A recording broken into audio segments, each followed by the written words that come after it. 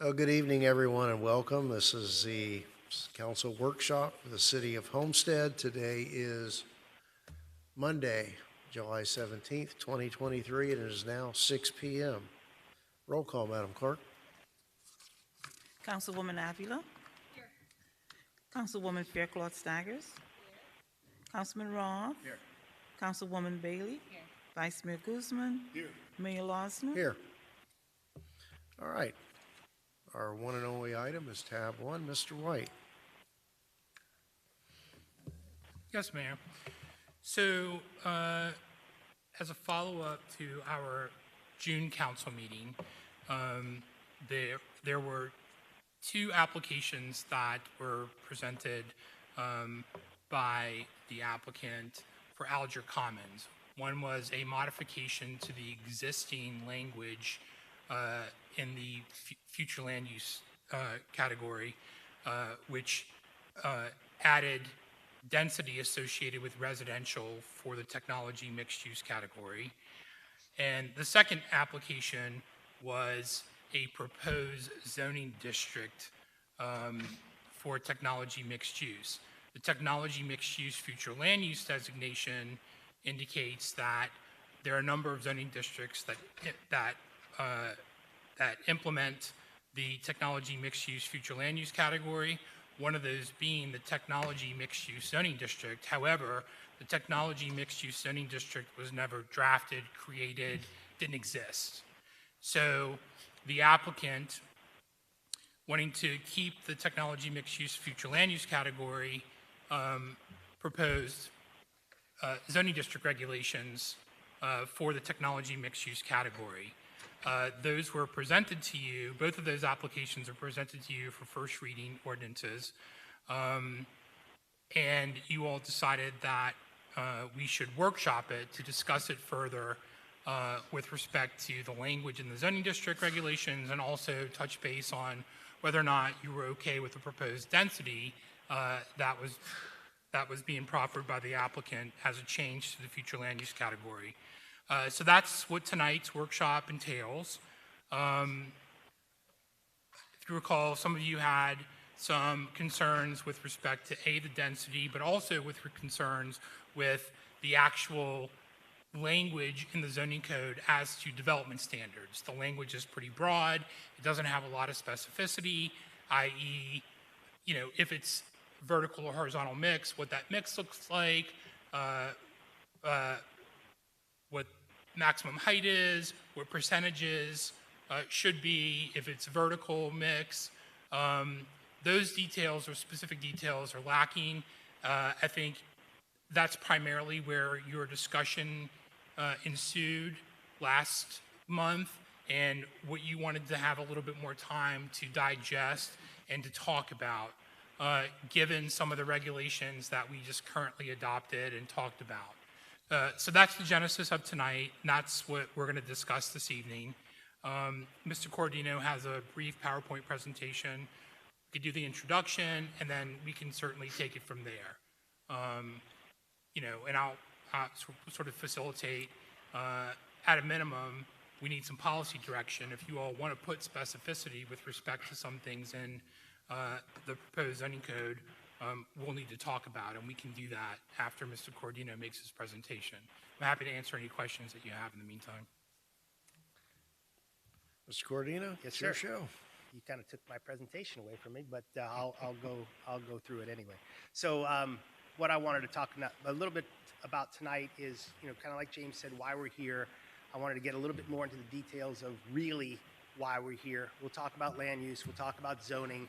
We'll talk specifically about their proposed zoning very lightly. And then I think that's going to be beneficial that we have this discussion. So like James said, we've got a comprehensive plan that's got a TMU category in it.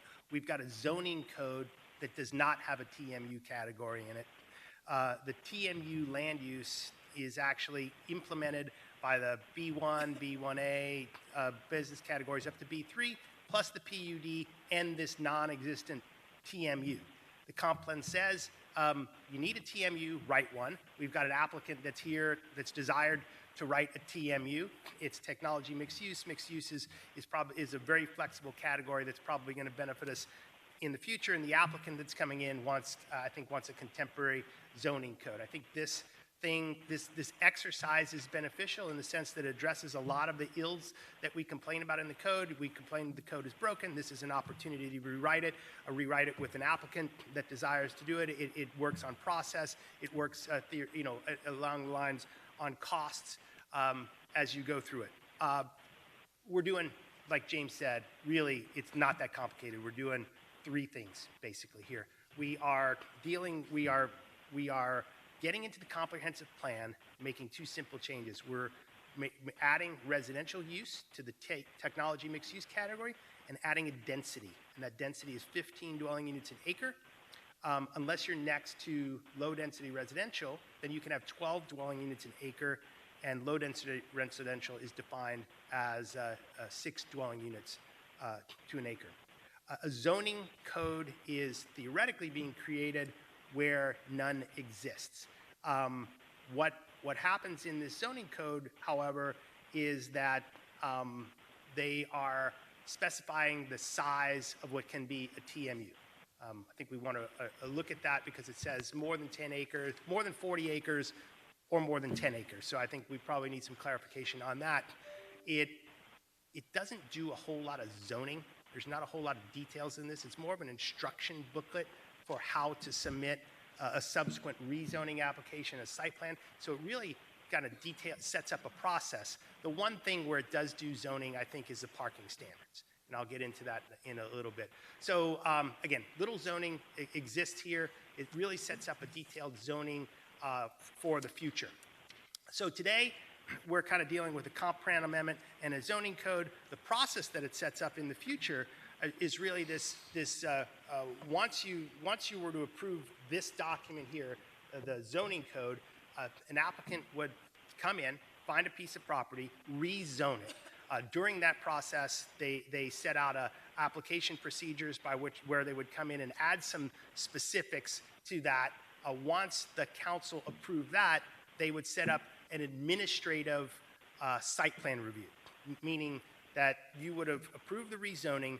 In that rezoning, there would be kind of a master plan that would talk about the details of a development, heights, densities, those are heights, setbacks, all the things that are in the zoning code. Once you approve that, they would submit to staff. Staff, if it conformed to the zoning code that they had written in the next phase, is rezoning approval, it would get approved administratively. So what they're defining through these first 2 things is a 5-step process that gets them through. So let's go to kind of topic number 1. We'll go through a little bit of detail with the comprehensive plan. Obviously, the comp plan is your major policy document. The zoning needs to be consistent with it. We've got 10 elements in our comp plan.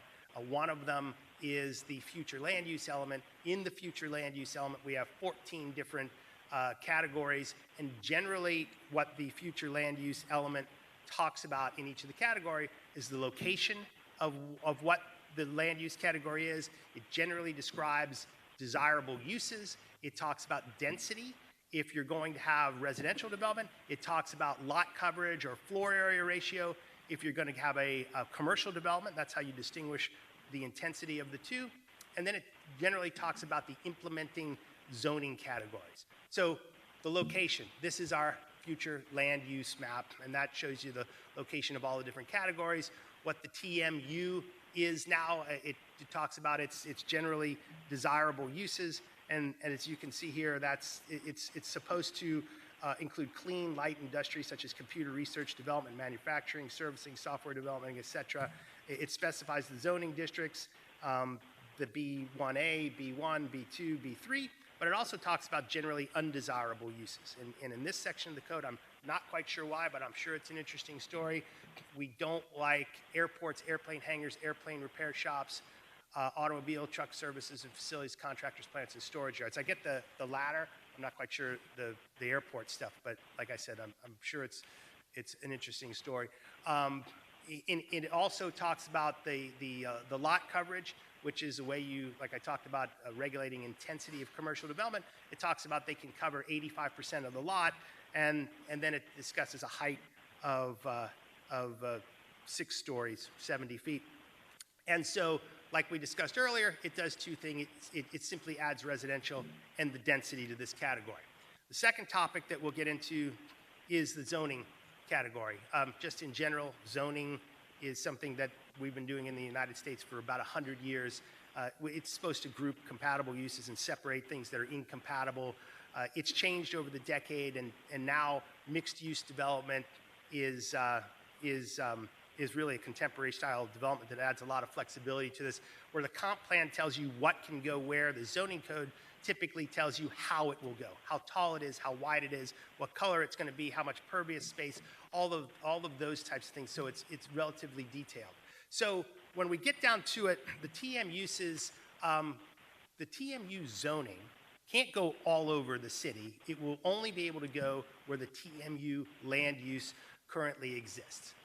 What they're proposing here that we're going to go into a little bit of detail is not really specific zoning.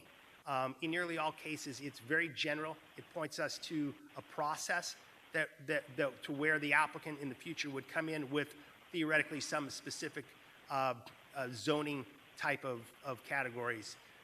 This plan focuses on quality urban design principles, and what it focuses on a mix of uses, the connectivity of streets, landscape canopies, scaled buildings, integrated open space, walkability, being multimodal. And so all of those things are critical to high-functioning urban design and really quality developments. But again, what I'm going to say here is most of the important work from a zoning perspective isn't in this document, right? It's got to be done at a subsequent phase. And so what we would anticipate happening is that we have 25 different zoning categories.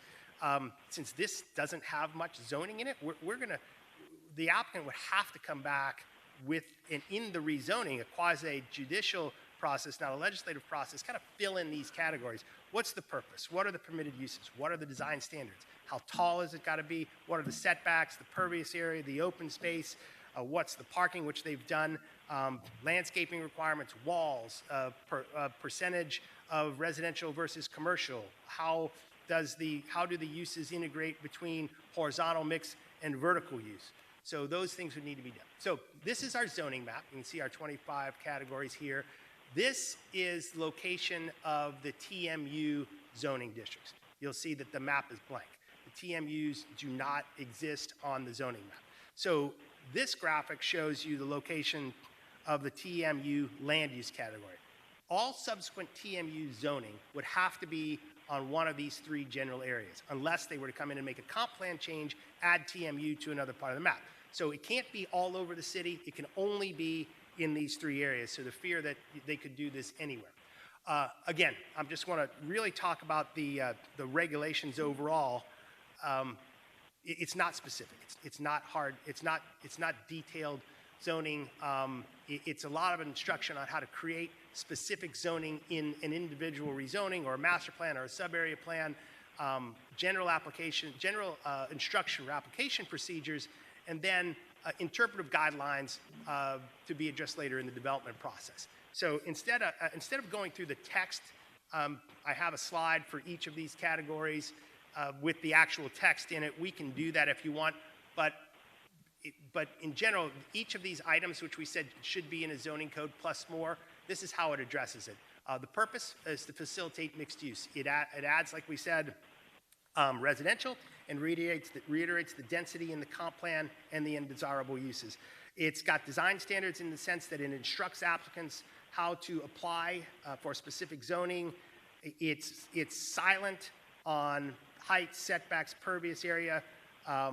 It says basically those types of things would conform to the existing zoning code to have or be developed in the new zoning code. It says the same thing for open space, landscaping, fences. Those things are not specified. It does talk about parking. It lowers the parking requirement from 2 spaces per unit to 1 space per unit, and from 1 space for every 300 feet of commercial to 1 space for every 400 feet of commercial. So I don't want to go through these slides are the actual text that is being proposed, and we can go through those in detail if you desire. It does talk about, like we have in chapter 1.5 of our code, concurrency, demonstrate the impact of traffic, water, sewer, and how trash will be picked up. those types of things. And then finally, I want to get to the topic number 3, which is essentially the process that they're proposing. It's got a section of things that would need to be submitted as part of the application should an applicant come in and do a rezoning. And so you can see these are very similar to what we would take in a regular application, but this is as detailed as it gets: full legal description, survey, development standards reflecting the requirements of this project. That's where I think you get into seeing the actual zoning. So what it doesn't specify, but we would expect things like this. And I think the main question here is that what you want out of this section of the zoning code? It really pushes the hardcore zoning to the next section. Should we have received an application for rezoning, we would ask their development standards to address each of these items. Again, heights, setbacks, pervious space, vertical, horizontal mixed use, minimum unit size, minimum lot size. None of that stuff is done here. In the future, what this says is once you get that rezoning of a piece of land and you approve the application based on these application criteria here, including the development standards, which I'm saying address these things, then they would be able to submit an administrative site plan. And that administrative site plan, like we had suggested a few months ago, it kind of streamlines the process in the sense that if they conform to the things they said in that rezoning and those specifics, that they would be able to just go, the staff would approve it. It would cut a bunch of time off there. So it would be a DRC process. If they didn't deviate too much from that plan, it would be an administrative approval by staff. And we had gone back, you all had made the decision when we had suggested that before, not to give staff the ability to approve anything over 5 units of residential or 5 acres of commercial. In theory, this could be 10 acres or even 40 acres of administrative approvals that would be gone through. There are major and minor modification criteria that you have. Again, the process, like I outlined, comp plan, which is pretty simple, amend the zoning code, which is this thing we have in front of us today, and then the rest of the process, the rezoning, where the hard work would go in actual zoning, and administrative site plan review. This is relatively similar to 2 things we already have in our code. That's the planned urban neighborhood and the planned unit development. Both of these kind of like almost a Russian nesting doll, if you will. These are zoning codes inside zoning codes. So we have a color on the map that says Southwest neighborhood. And so you go to that description of the Southwest neighborhood and you have an entire zoning code almost as big as the zoning code that we work off of every day inside that zoning code. The planned unit development, very similar, a very similar process to this. It's still a zoning code within a zoning code. It's got size requirements of 20 acres or more. It's got, unlike this, it's got an extended and difficult process, but it's the same process in the sense of things that you would submit. You use the PUD, you develop a sketch plan, you develop a master plan, then you develop a site plan. Except in the PUD process, those things have to run head to tail. They can't run concurrently, like one side by side with one another. So again, just a summary, and to open it up for discussion, you're doing 3 things here, right? Adding residential to the comp plan and adding a density to it.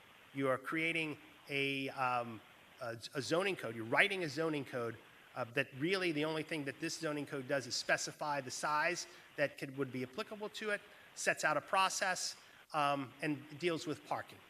And the question is that what you all want to do? Do you want to make amendments to it?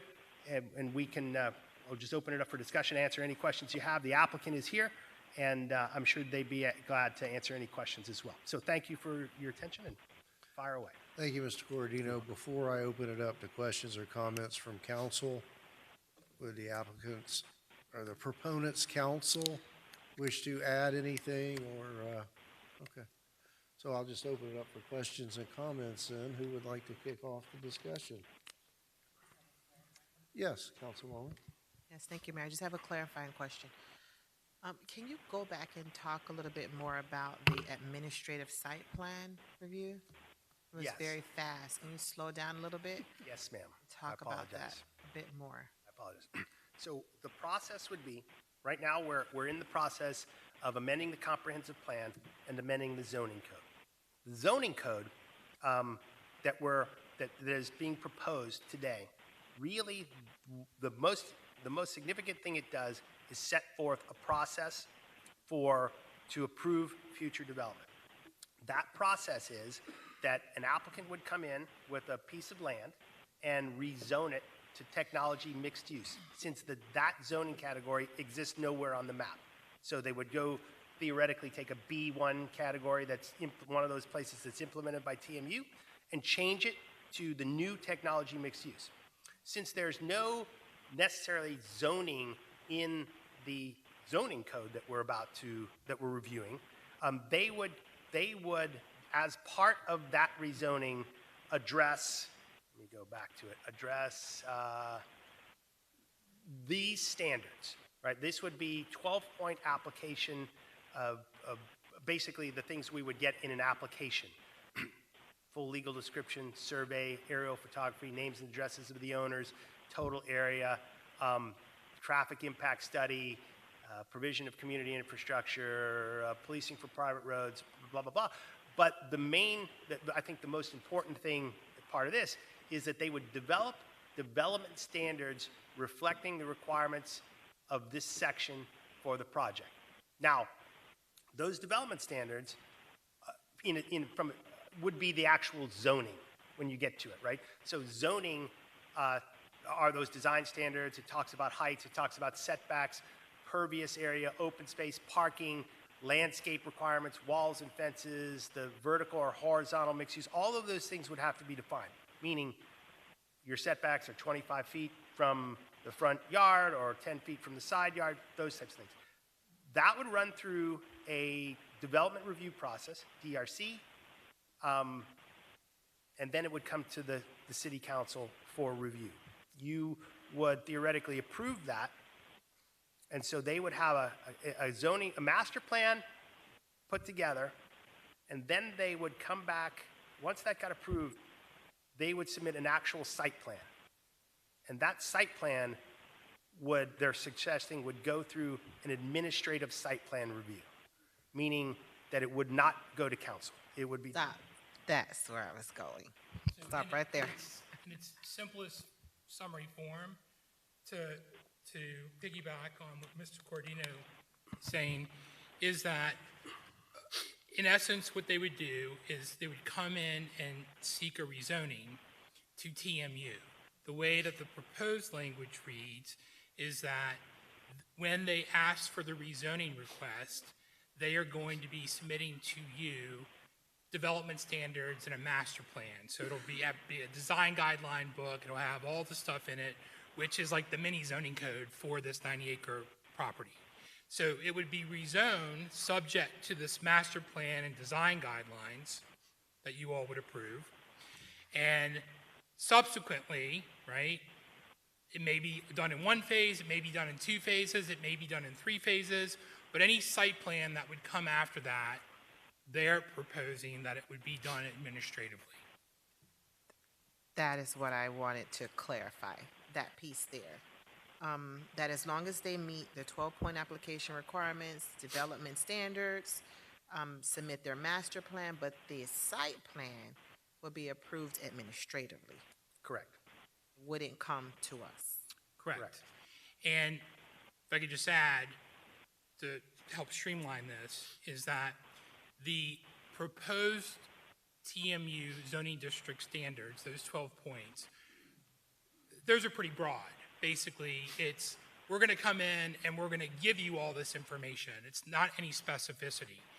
So as your legal counsel, I have to tell you that now you are the legislative hat, the policymakers. And so now is the time, if you want specificity, right, you want to mandate in these regulations that, okay, that's all fine, but you also have to give us these minimums, right? this percentage, if it's mixed use horizontal, if it's mixed use vertical, these are the minimum unit sizes, this is the recreational things that we want, all these different things have to be in here. Because if you don't, what happens is if you approve this the way it's drafted, it's broad. When it comes to the rezoning application, you're no longer in your legislative capacity, you're in a quasi-judicial capacity. And you're going to be much more limited on what you can say no to, because any applicant's going to say, well, we're complying with the zoning district regulations. This is what it specifies. We've given you exactly to the letter of what this is.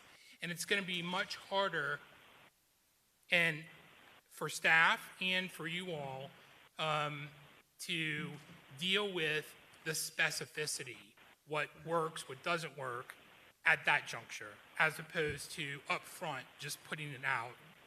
And that hasn't In the necessarily legislation. worked. Most recently, it hasn't worked with the as of right, matter of right. We really didn't have the opportunity to weigh in because they complied to the letter, but it wasn't necessarily what we wanted. My next question to you is, how does the Live Local Act impact this, if at all, if we add that density component or if we do nothing? So how will the Live Local Act come into play So here? this is a mixed-use category, and under the statutory language, mixed use can avail, a mixed-use zoning district can, an applicant can avail themselves of the statutory provisions under Live Local.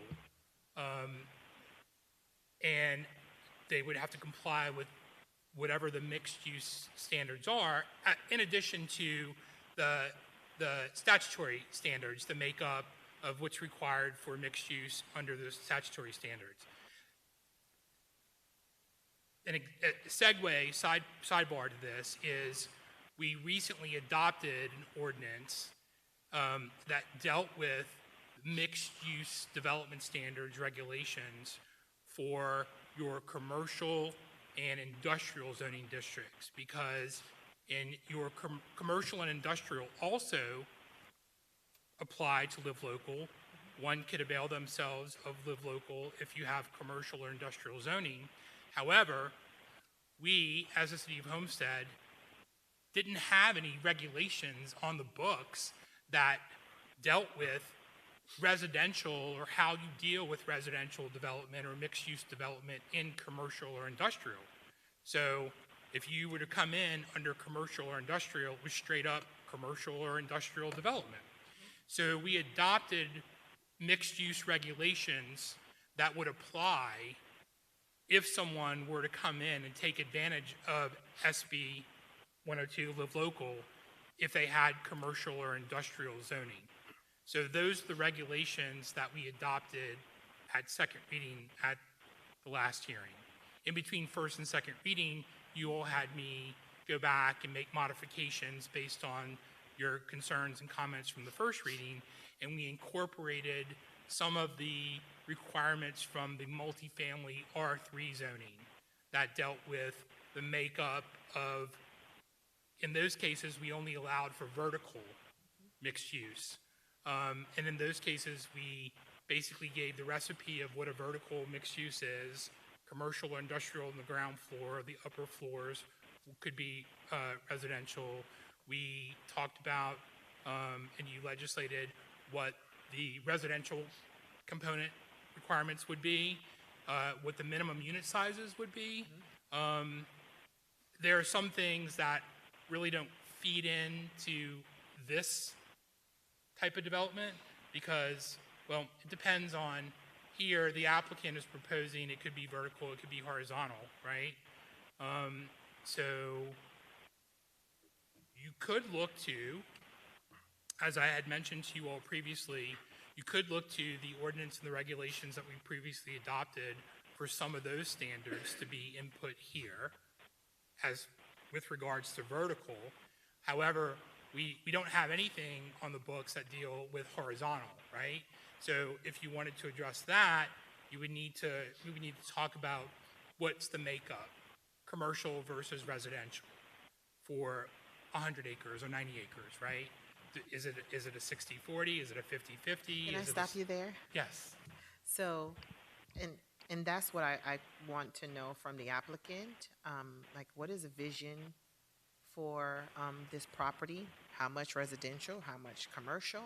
I know they probably will want direction from us on what we would like to see here, but I like when developers and applicants come in with a vision and then communicate that vision and then allow us to weigh in. Because right now it seems like a very blank canvas. A lot of it can be this and it can be that. I'd like to hear more details from the applicant when the time permits, but I want to digest this a bit, so I would like to release the floor back to you, Mayor, and listen to my colleagues weigh in on it. Thank you, Councilwoman. Okay, and piggybacking, if I might, just to kind of clarify probably for several of us. Is it correct to say, with respect to Live Local, while these properties have the overlay, they are not currently zoned mixed use?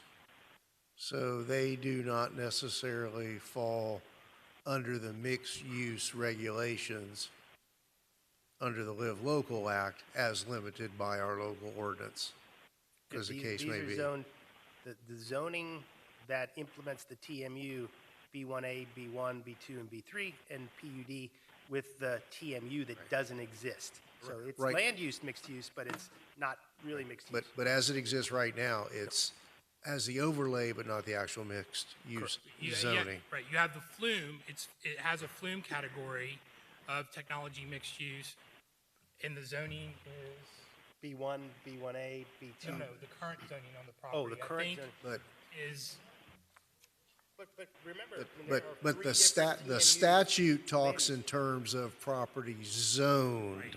Okay, So currently, I think it would be safe to say that it doesn't have a mixed use zoning on the property. Right. It does have some commercial if they were to come in. Even if you were all to say, no, we're not interested in a so technology we've addressed the mixed-use zoning- commercial ramifications with zoning Live district. Local already. They would be entitled to a zoning under Mm-hmm. TMU, which at a minimum would be commercial or Mm-hmm. PUD, which commercial would be subject to the Live Local. Okay. Jumping back to, I think, to the Councilwoman's first question, again, just to clarify. Which you've adopted regulations for. Yes. Big picture, grand concept here. Step in and tell me where I'm getting off the right path. Implicit in a rezoning request to TMU, implicit in that is the legislative grand plan approval of a master plan. So that in order to get the rezoning, your big picture is somewhat locked in. We're not going to be in a position of giving a mixed-use rezoning without that plan in place, knowing either leaving it at risk for whatever the Live Local Act brings or some future, this is what we want to do. That the rezoning application kind of holds hands with the big picture In for a, this site. Is that correct? I think so. The way I would describe it, it's almost like a conceptual site plan would be submitted with the package, and that conceptual site plan would contain those development standards, which really act as the zoning categories, right? You know, the height, the setbacks, those types of things. But I think what it enables you to do is, and it doesn't specify this in as great a detail as we would like. I mean, I think we should spell that out. We want to see a conceptual site plan, location of roads, location of buildings, those types of things drawn out there. But yes, I believe you're correct. Okay, because what my concern is that at some point, we have to have that, and I don't mean this in a bad way, that let's make a deal ability, that if you want, if you want to do this, we need that, or let's talk about how we can make these changes. So that would be as part of the rezoning process. And from what my takeaway from our last meeting, Councilwoman, is that we're approving the big picture general layout. They can go deal with sprinkler heads and signage and parking bumpers and width of landscaping areas outside what goes on here. That once we have approved a general look, layout, and feel, they go down the hallway and do their thing. Is that fairly correct? Yeah, that's exactly right. So you would put together the specifics of the zoning, all the little categories. You draw, theoretically, you draw a conceptual site plan, and really once you approve that, they go through the administrative aspect of it, which you're relatively assured that you're going to get what you want because you've just approved the details, and you really just cut, as long as they're conforming to the details. They do have major and minor modifications with thresholds in those so that say if they surpass those thresholds, they would come back to the council for approval. But they move to administrative. I mean, from a technical point of view, if they're conforming to what they submitted in that process where the council's approved it, just shortening the process, taking a little bit of time and money out of it for the applicant as they go through. All right, Vice Mayor, I think you were next. Yeah, thank you. The question I wanted to ask is, other than the DRI, has the city of Homestead ever had an application this large in the past? That many acres? More than 40, well, Waterstone and Malibu on a PUD process. Okay. not to this extent. I think it's debatable. I mean, this is Okay. 90, potentially a 90-acre development coming to you. But that, I mean, the odd part about it, we're kind of got the cart before the horse. We haven't really been discussing the details of a subsequent application. We're still working out the process for should an application come through, what would it look like? It doesn't necessarily, something's happening out there, and it could happen in any of those four places. I mean, this is defining an overall process for how something is to work in the future. So are there any other land use categories that does not have zoning tied to it? No. So is it customary for us to establish a land use category without zoning? Well, no. A land use category, each of the land use categories would say it's implemented by some zoning, right? And this one says it's implemented by B1A, B1, B2, B3, and PUD. What the comp plan also says is that you should create a TMU zoning category. That had not been done to this point. And so, that it's kind of an overlay where the applicant can take advantage of the Bs, but if you really wanted to do mixed use, you would have to create this zoning category. So when we come up with TMU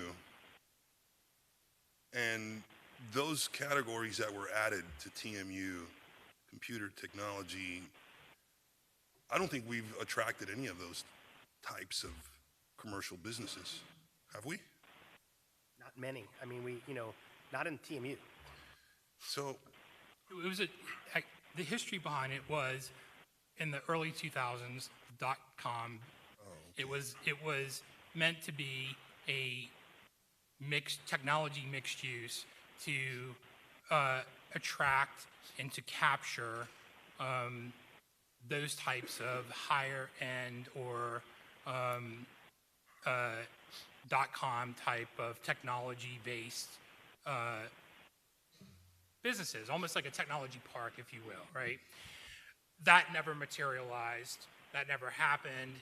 There was subsequent to that, there was a proposal on the property for a different type of mixed-use development. It was called the Lucy Street Mixed-Use Opportunity Area. And I remember working on this many years ago with the Algers former legal counsel at the time in a proposed future land use category that provided for maximum and minimums. It had a lot of detail in it because at the time you had to provide that to the state under the old Growth Management Act because you could only do comp plan amendments twice a year. And so that also dealt with, at the time, the Algers were working with FDOT and designing a half interchange for Lucy Street. And there was a development agreement that was going to go along with this that specified that the Algers were going to contribute for the cost of that half interchange, that programming, and in the future, as other developments in that area would come on board, that improvement would vest the Algers for concurrency. And moving forward, as other developers came online, they would contribute a proportionate fair share to reimburse appropriately. The city approved on first reading the proposed future land use map amendment. It went to the state. When it came back for second reading, the city didn't approve it and didn't approve the corresponding the development agreement as well. So it died. Nothing happened on the property. It's just been there for all these years until last year and a half that this proposal was to come into play. Now, with regard to your question to Mr. Cordino about any property in the city that doesn't have a proposed zoning. So you could have a zoning category that basically stipulates that, you have to meet these broad design criteria, and then the applicant has to come in and do a master plan, and the master plan should include, all these different things, right? It doesn't have a lot of specificity. It was a very fluid, open way of zoning, i.e. a PUD. For years, you had that. Applicants would come in, they would present a PUD, and it would have a master plan that might be a bubble diagram, right? This pod might be commercial, this pod might be 70 townhomes, this pod might be 32 single-family homes, so forth and so on. This is the spine road, this is what it looks like. It gave you the parameters, and then each one of those sub-pods would come in for a site plan and plat approval, right? You all operated under that PUD ordinance for many, many, many years. And then the product started coming up out of the ground. I don't think it was the product type that the city wanted to see, right? So you all shifted and said, we're going to modify the PUD regs. We're going to put some parameters on the PUD regs. You have to have a minimum amount of acreage. It was 50. It went down to 25.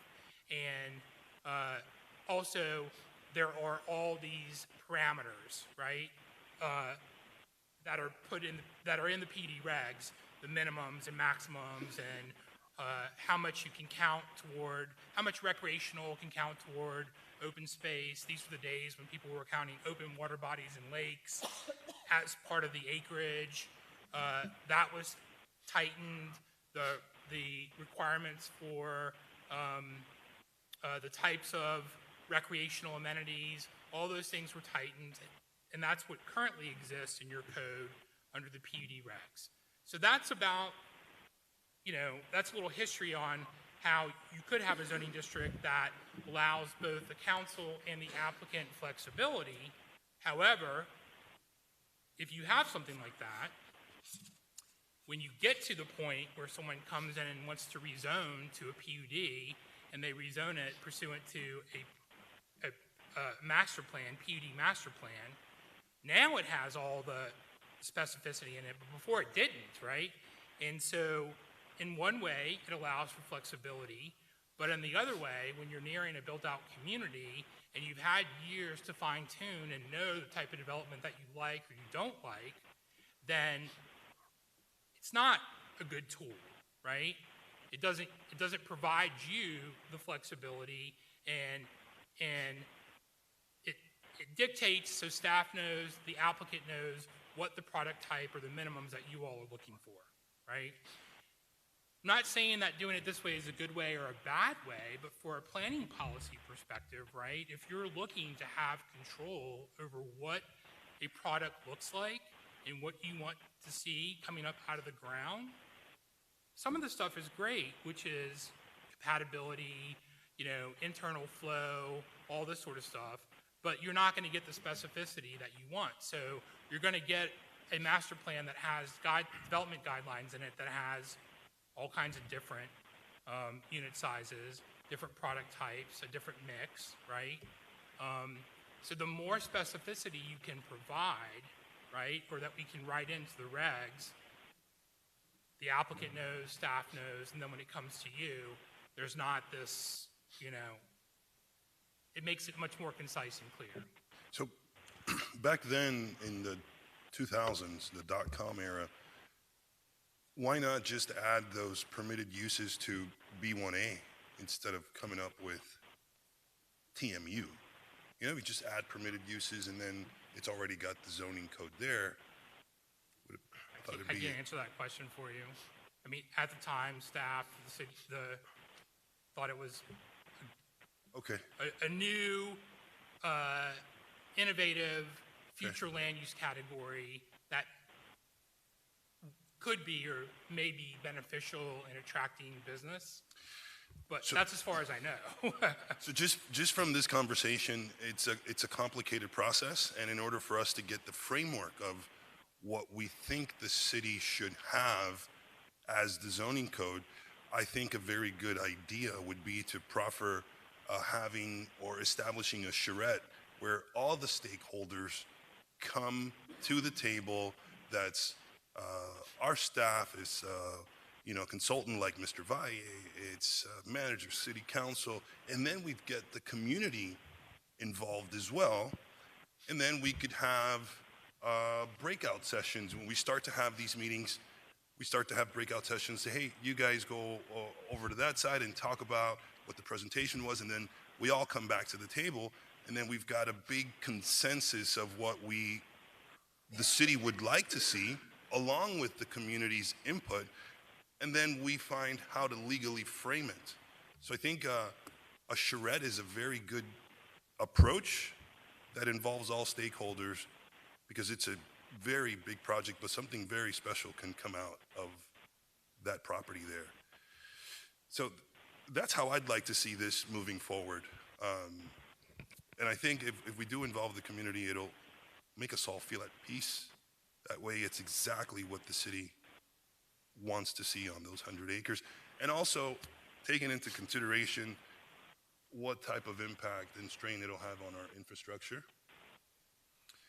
So that we make sure, traffic, because I think having urban centers are the way of the future, where you have bikeable, walkable, compact areas. And I mean, just look at what Cutler Bay is doing on 80 acres over there with, reestablishing the Southland Mall. So we've got a project here that could potentially be something special, along with the Old City Hall project. We could start having these small urban centers that bring a lot of life to the city of Homestead. So I really like the charrette idea. Thank you.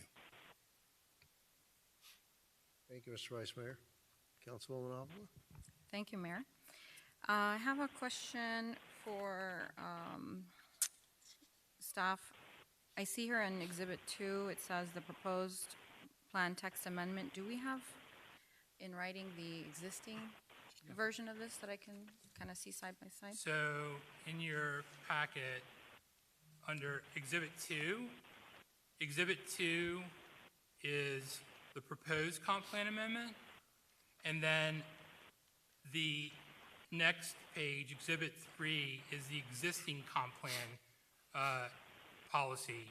Unfortunately, the proposed is not underlined, but I can read to you what's proposed. So starting with the beginning, permitted uses, it ends with and mixed-use development within the technology mixed-use zoning district. This is the fourth line down. And starting with which permit a maximum residential density of up to 15 dwelling units per net acres.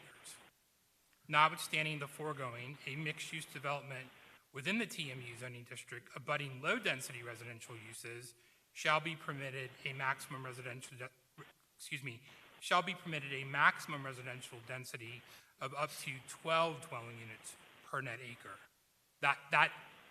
That language is the new language that's inserted there. And the rest is all the same? The rest is all the same. Okay. And in the slideshow, Mr. Corradino, under the proposed process, there is no current process, and that's what we're trying to create today, is what is going to be the process Right. for an that- applicant to apply for the zoning of TMU If on we- land that has the flum of TMU, right? If we didn't address, if we didn't address it through this, the process would be the exact same process we use right now.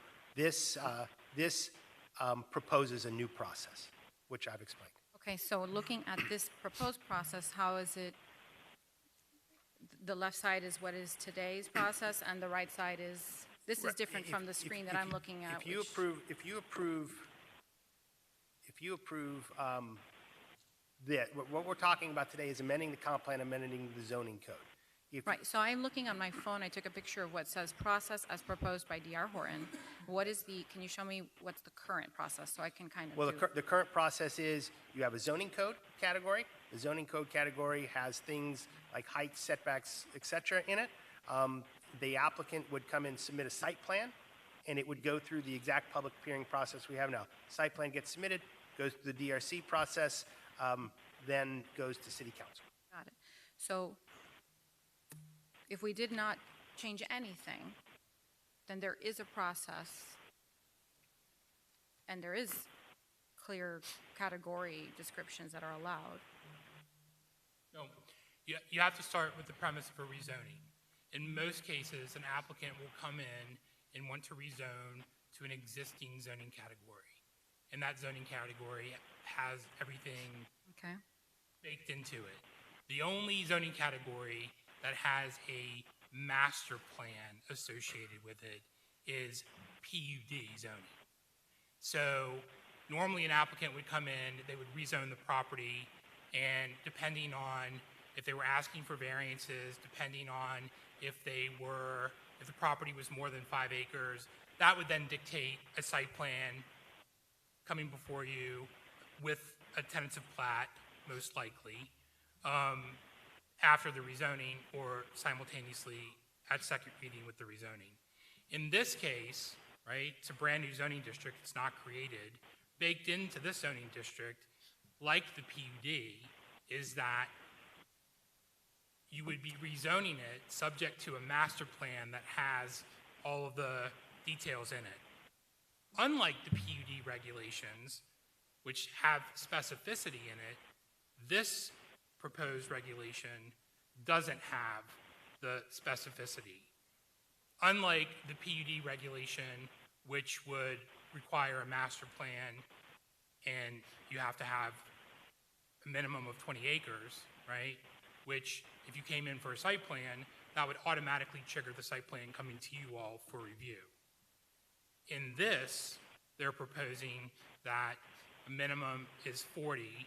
There is some language that says more than 10, up to 40 could qualify, which we need to talk about, but at a minimum, you have to have a minimum of 40 acres. But what they're saying is, once you approve the rezoning with the master plan, then even though it's 40 acres, we just want to come in and we want to do it subject to administrative, so you all wouldn't see it. So I'm interested in trying to keep the process as parallel and similar as what we do for the PUD and for any other site plan process that we would normally go to. The problem is the PUD process is more like this process and very different from every other of the 24 other zoning categories that we have. The regular process is you have an existing zoning category, the applicant comes in and rezones, right? Then they refer back to the original zoning category, which is very specific on the details of zoning, height, setbacks, et cetera.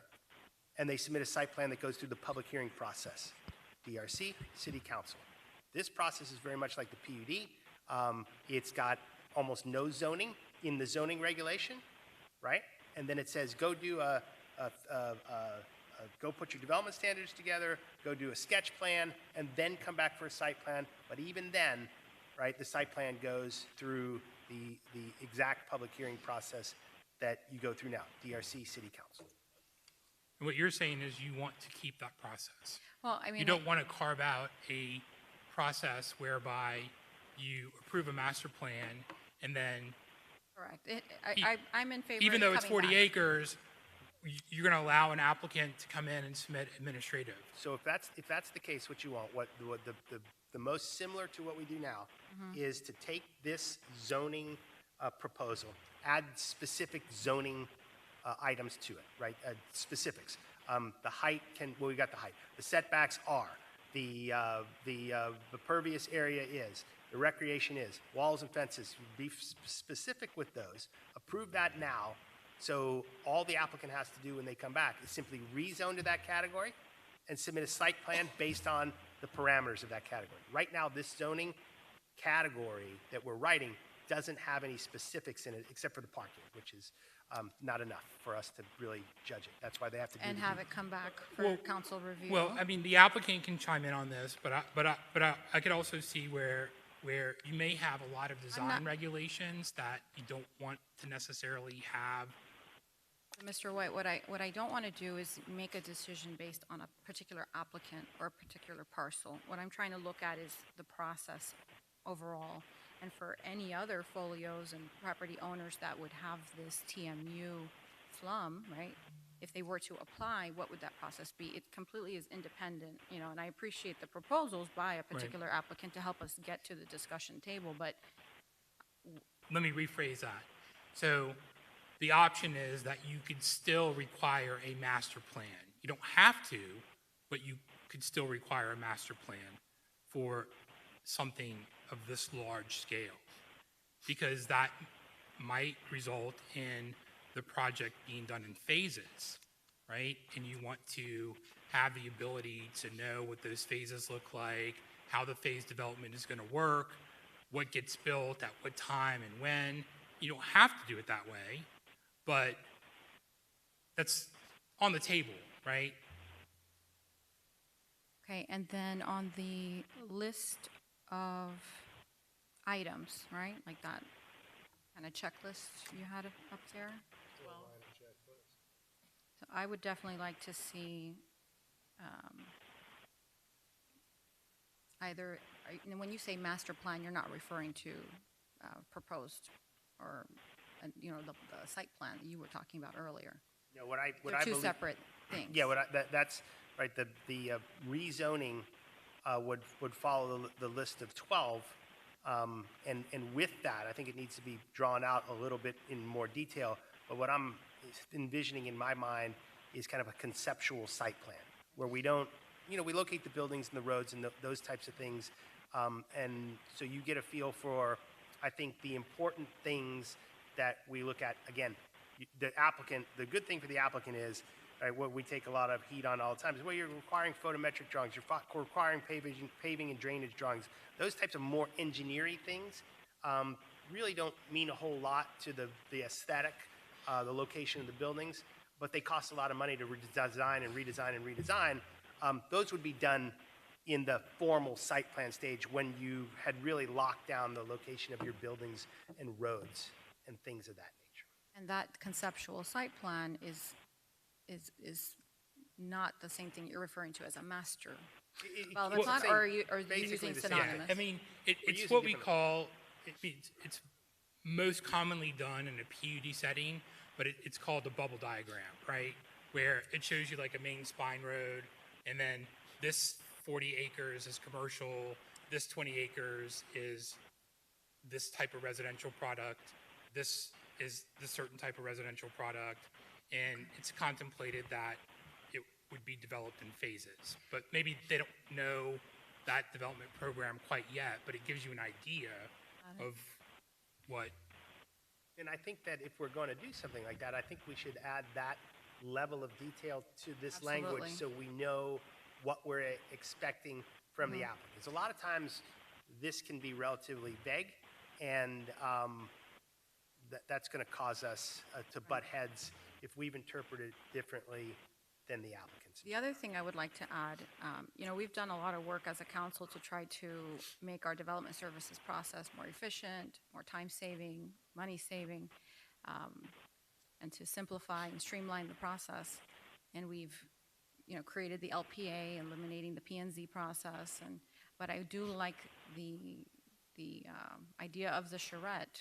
Once the site plan and the application has been submitted, for there to be some sort of charrette in lieu of what would have been maybe a P&Z board discussion. Is that something that we can build into this list of requirements? Yes, you can build those things into the list of requirements. My personal opinion is that a process like this that creates something like this, a sketch plan and some hardcore zoning once it's there, to do these things administratively is a real time savings, a real money savings. Really, look, as long as they're conforming to the zoning they've written, you really can't deny them anyway. They have a right to do it. And so I think that's a really impactful savings of time and money. But it's absolutely contrary to the instruction you've given us when we've brought this up before. So, but that's my opinion on how to really streamline. Okay, and then with regards to residential, we've got several projects in the pipeline that we are anticipating to hopefully come to fruition. Was mentioned tonight the Old City Hall site. We have the Triangle property that we're developing in the CRA. We're talking about the hospital corridor. We're talking about adding residential to the Chrome corridor.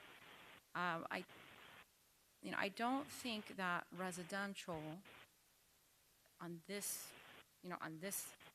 amount of land, fits in at least what I thought the vision of us as council have been trying to plug and play here. It's almost like a boomerang of effect that we have been placing and prioritizing our residential development. To add residential to this amount of land that's currently proposed for only jobs. Councilman Avila, if I could. So right now, under the flume, the decision was made to allow for PUD zoning in this TMU, and under the PMU zoning, there's a residential component. So there is a commercial residential, because every PUD is a mixed aspect. So there is residential density if you were going to do a PUD, or asking to rezone to a PUD, proposing a PUD, there is a residential element to that. So then the clarification of the underlined sentences here is to specify the density of that. Right, residential. they're proposing to, outside of a PUD, right, to add density to for mixed use TMU. So you're of the opinion that because it references the PUD, it automatically applies to residential? It doesn't automatically, but it allows for density if you were applying for a PUD. Outside of a PUD, there's no density assigned to it.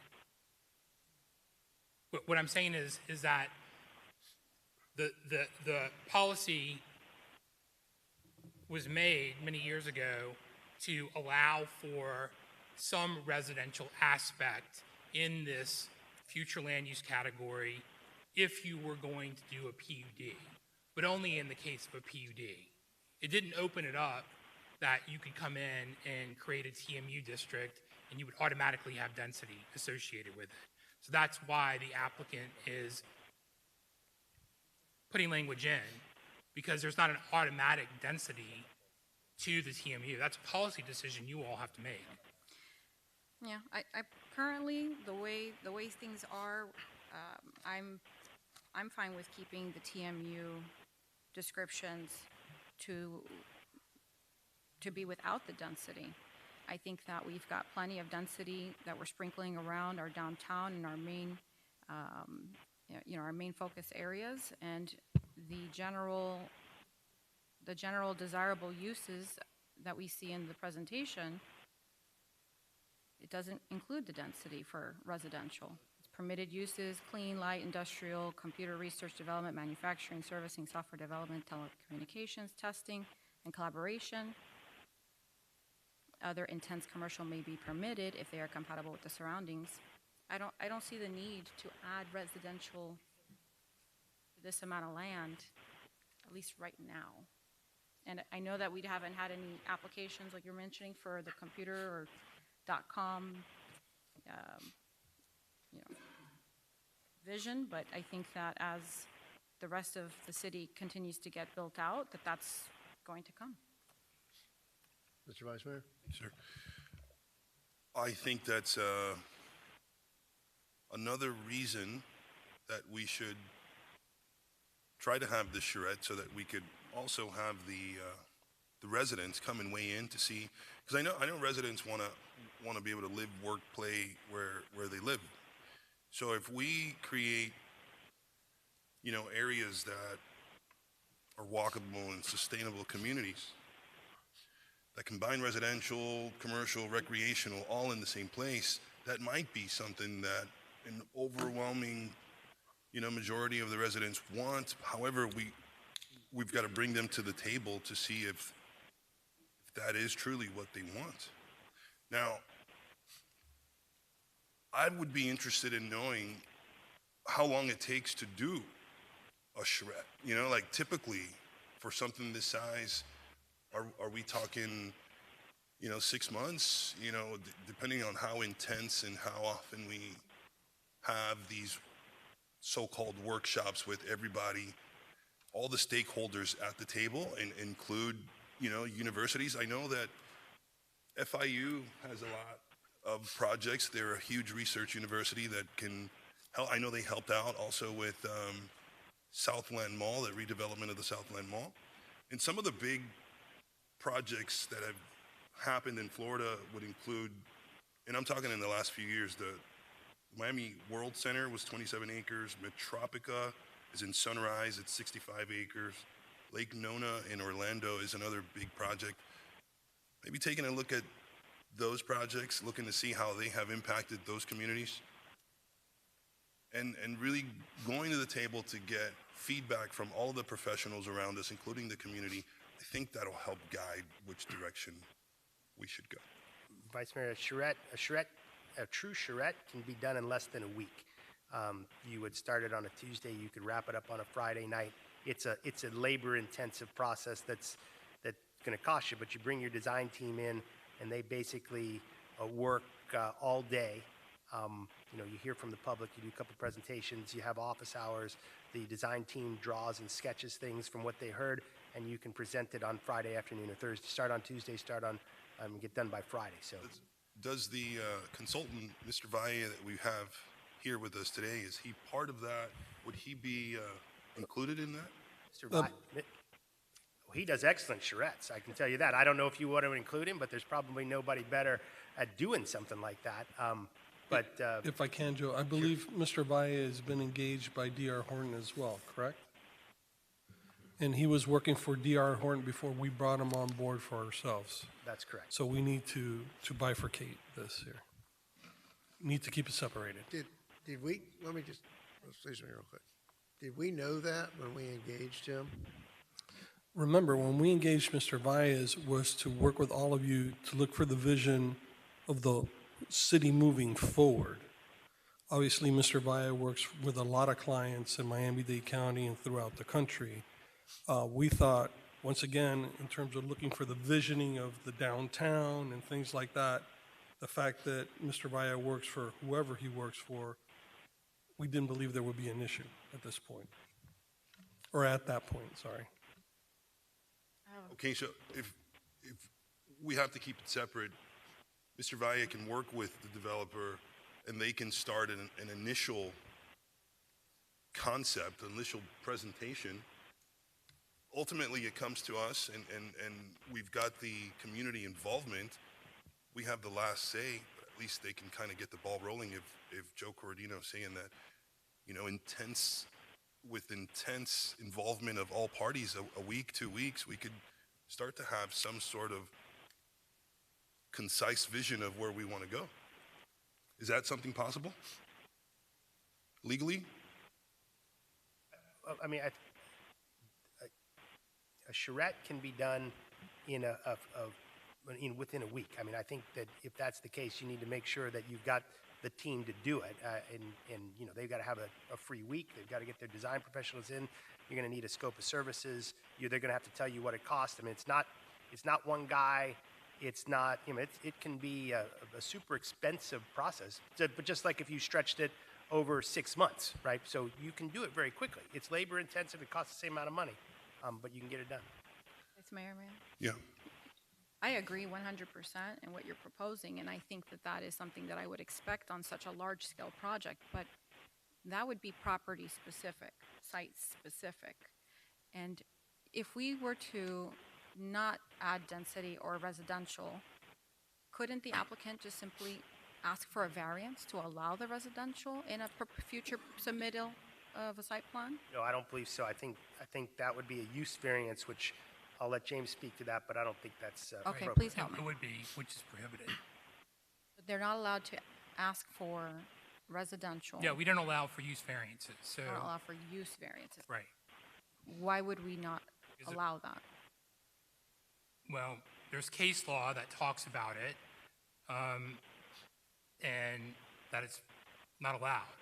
So it's not a policy that we don't allow it, it's not. Right, well, we've taken it, we've taken case law jurisdiction and we put it in our code, right?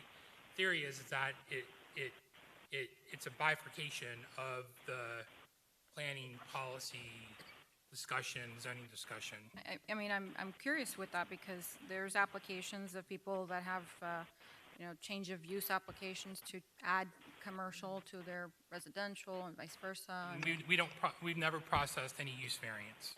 So we typically vary from the zoning code, and the zoning code would be you have a B1, and you may want to add a use to B1, but it's typically another commercial use. Remember years ago, we added bowling alley to one of the uses, or you take one out. Some of that's, we talk about that all the time. Some of it's confusing because over the years, we've randomly taken things out of a category and randomly put something in, like, whatever airports, whatever the disdain for airports is around here in that category, I'm not quite sure. But that's one of those things where we said, you can't do airports around here. Right, and then. But you can't vary the land, the comp plan, right? You can't say, I'm going to do residential where it's only commercial. Okay, I just want to make sure I'm thinking of all Yeah, of the different so- options.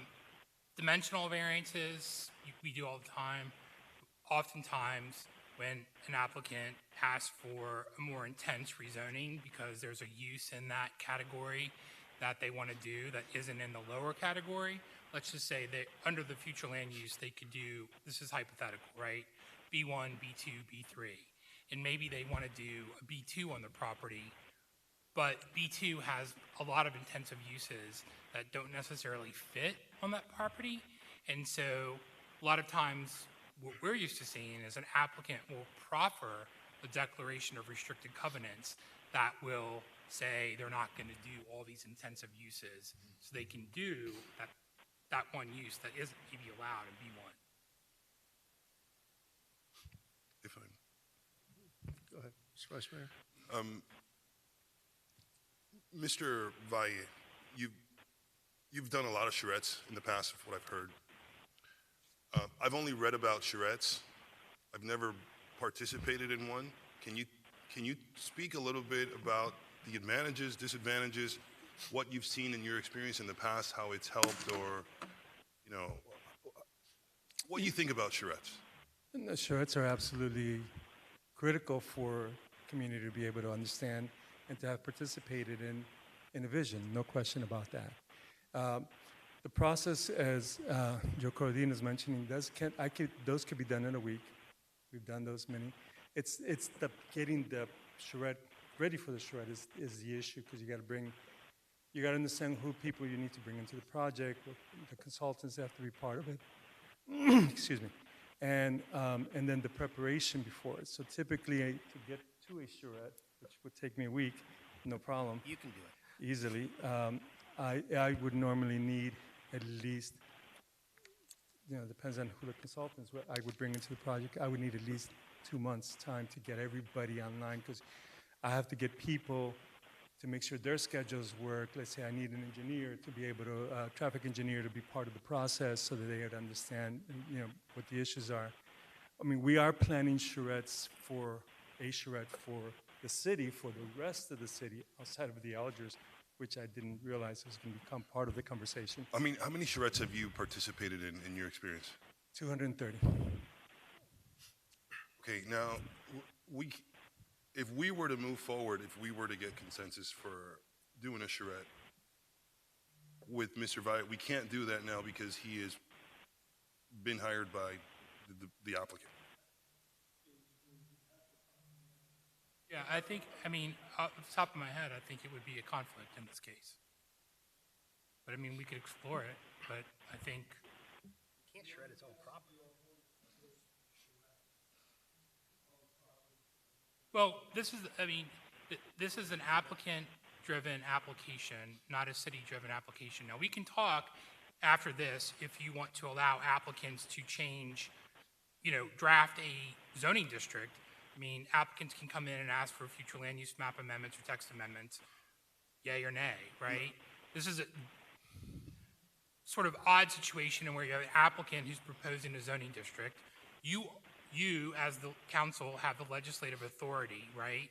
So part of this is, A, does the applicant, like, when you say applicant sponsor, meaning, like, I don't think you can ask D.R. Horton to bear the cost and the expense and the time for a charrette in this case, right? D.R. Horton can come speak to that, right? I mean, again, this property specific or citywide are we talking about, right? I mean, that's something that has to be ironed out. And the applicant does have the right to proceed with an application at some point, right? We can't hold them up.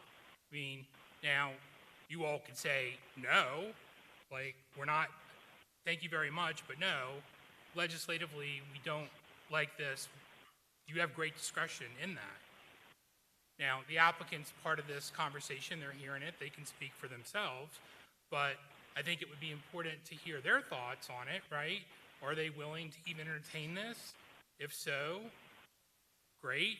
If not, then we're wasting a whole bunch of time talking about it. Okay. Let them just proceed and then take whatever action you're going to take on their application. That's a good segue. Melissa Tappan, 200 South Biscayne Boulevard, Miami, here on behalf of D.R. Horton. So we agree with the sentiment that 100 acres of land on the Florida Turnpike is quite an opportunity. It's an opportunity for the city, it's an opportunity for its residents, it's an opportunity for D.R. Horton, and we took that responsibility seriously. As we've done much of our work here in the city of Homestead, we've heard a lot of mixed sentiments, including we don't like our codes, and we don't like to grant variances of our codes, or to grant variances, even use variances, which we know are prohibited by case law under the OmniPoint case. We've heard from your residents and many of you that residents want a place where they can live, work, and play. We've been inspired by the rapid transit zones, Miami-Dade County's SMART plans, the bus rapid zone that's coming right outside of City Hall. All these things are happening at once. And today's City of Homestead Comprehensive Plan and City of Homestead Code of Ordinances does not allow for the kind of development that we've all been speaking about. Therefore, because of knowing that the City Council is not 100% on board with its own code, we thought to bring to the city of Homestead a smart code that allows developers, architects, creatives, urban planners to think freely as to a blank canvas, yet bring before this council and to the community strict development standards. And I'm reading from page 5 of Exhibit 5, which deals specifically with what is in bold here, development standards, which is number 6. Page 5 goes into details as to what those development standards would mean. It provides minimum standards with careful consideration of the quality of community planning in the form of buildings, landscaping, architectural design, and flexibility in the layout and design. And it also provides specificity as to the acreage, uses, density, and purpose. It also provides the open green space, the public and private area types, the estimated populations, net acreages, and densities by units or by uses. It also allows or provides for specific location of structures. This is a contextual site plan. When we divide the issue of a site plan from that of the administrative site plan review, it's exactly where we are today, D.R. Horton, in this site. We have a conceptual plan, and in fact, we have specific plans associated with the Alger site.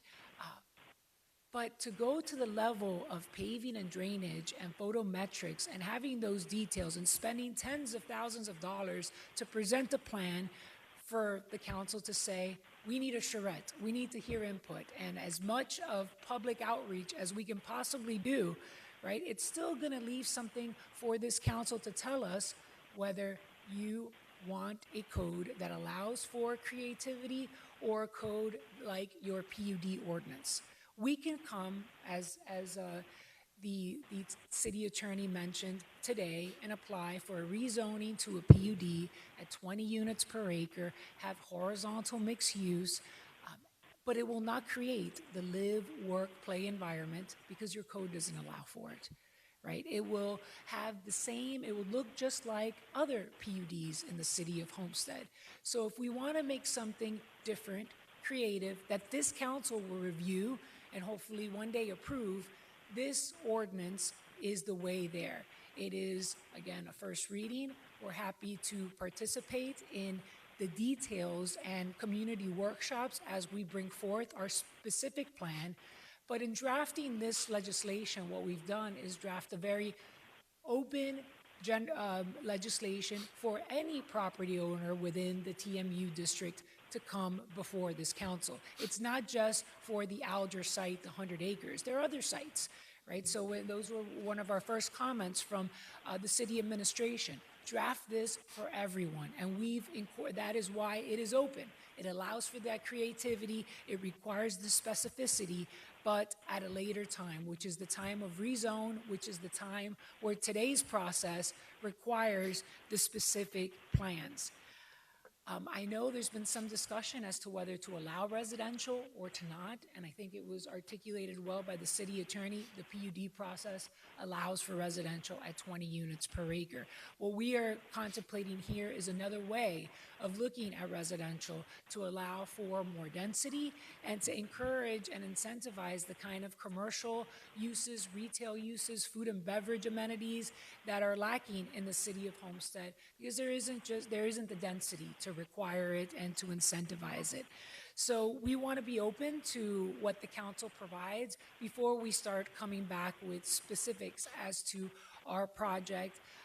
But we also want to be respectful of D.R. Horton as well as the current property owners who are allowing us to go through this with the city of Homestead and make some moves, go forward. And if it's the will of the council to have us propose our project as a typical PUD, then that is definitely could be the will of the council.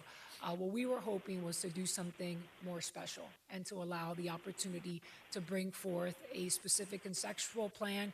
We'll be happy at that time. I think there was a question as to whether D.R. Horton would sponsor and host community workshops. We'll definitely have community workshops on a case-by-case, specifically as it relates to a project, because I think in speaking generally as to what 15 units per acre looks like, it looks less than a PUD, which is 20 units per acre, right? That really isn't the question here. It's about the project specific. What is that creativity that our design professionals, our urban planner, Eric Valle, will come up with to propose to this council? And that's really the excitement of this project. In the meantime, we've been doing plenty of work to create that kind of infrastructure environment with FDOT and water and sewer and the TPO. But we really are excited to actually bring specific plans for this project, and we're hopeful that the council will look at this legislation in the way that it's intended to allow for creativity, not just today for this 100-acre site, but for decades to come, to allow for the innovation and land development regulations to continue. Because that's really what could set the city of Homestead apart from other local governments, where we all joke that certain municipalities are like frozen in time. The Miami-Dade County Code was frozen in 1957, and that's why they did the rapid transit zones and smart plans and urban centers, right, to come up to this millennia. And that's what this code legislation is intended to do here, to just provide the ability to go through a process with that community outreach before the council at a later time. But we need to set the table, and that's what we anticipate and what we hope this council will intend for this legislation. With that, I agree with both the city attorney and the city planner that any specifics you're interested in, whether things like require a community outreach workshop or that sort, or 2 or 3, that's something that can go into this legislation, right? So that you have the concern of, hey, a charrette, that makes sense, require 1, 2, 3 community workshops about each individual project. That way we're not speaking as general, right? We're speaking to specific projects, and that's something that developers, including D.R. Horton, are happy to do, right? To start getting that kind of community support. And that's what developers really want to do, create win-wins, and community workshops are part of that. But as far as a charrette, for all the TMU sites, it would have to be very general, right? Because there's a lot of them, and this 100-acre site is just one of them. So I think that will change with time as to what residents would like to see and not like to see. I'm available for any questions that you may have, of course. Thank you. Any questions? Yes, Councilwoman. I have a question for Mr. White. When we were looking at the proposed text amendment compared to the existing FLUM description, after the underlined, and it says other more intense commercials, and in the next sentence, this land use will be implemented by the future TMU, and then it goes on to list B1A, B3, and in the proposed it says and PUD, but on the existing ones it doesn't say PUD. Can you tell me why? Yeah, on the very bottom it does. However, heights, lot coverage, densities, and intensities within PUDs shall be regulated by. So why? So that's another change, though. They're moving PUD. Well, it should be under the. Why does it stop at? It says the land use will be implemented by the future TMU zoning district and is Are you currently. looking at Exhibit 3? You said this is the proposed, Right. There's and then on the back. proposed- Right. So under the existing comprehensive plan. Exhibit 3. Oh. So So Exhibit 3, it does right. not So list there's PUD. a typo here In what I'm looking at, there's a typo? under the existing, right? The existing comprehensive plan policy. You're saying in what was copied and pasted onto here, there's a typo, but not, so in the, So the FLUM proposed, description. the proposed where it says PUD zoning district, that's correct. It's not underlined. What's missing from the existing is that PUD language. It should have it in there. It has it on the very bottom where it talks about PUD shall be regulated by policy 1.1. I see it at the bottom, but it doesn't Right. list it specifically. It's not listed specifically under where it's implemented. In the existing comp plan, it's there. This is a cut and paste error. Okay. So as of right, as is currently, they can bring a PUD application and build out the 100 acres like another residential community, as of right. Right, so they that can what- see, under the existing comp plan, future land use category, which is implemented by those commercial as well as PUD zoning, they can come in, they can apply for a PUD zoning, and they would have to comply with the PUD zoning district regulations, which require you to do a master plan, that whole process, right? And that would be Yeah. and that's as of right, without any text amendments and no changes to our process? Correct. Okay. All right, thank you for clarifying that.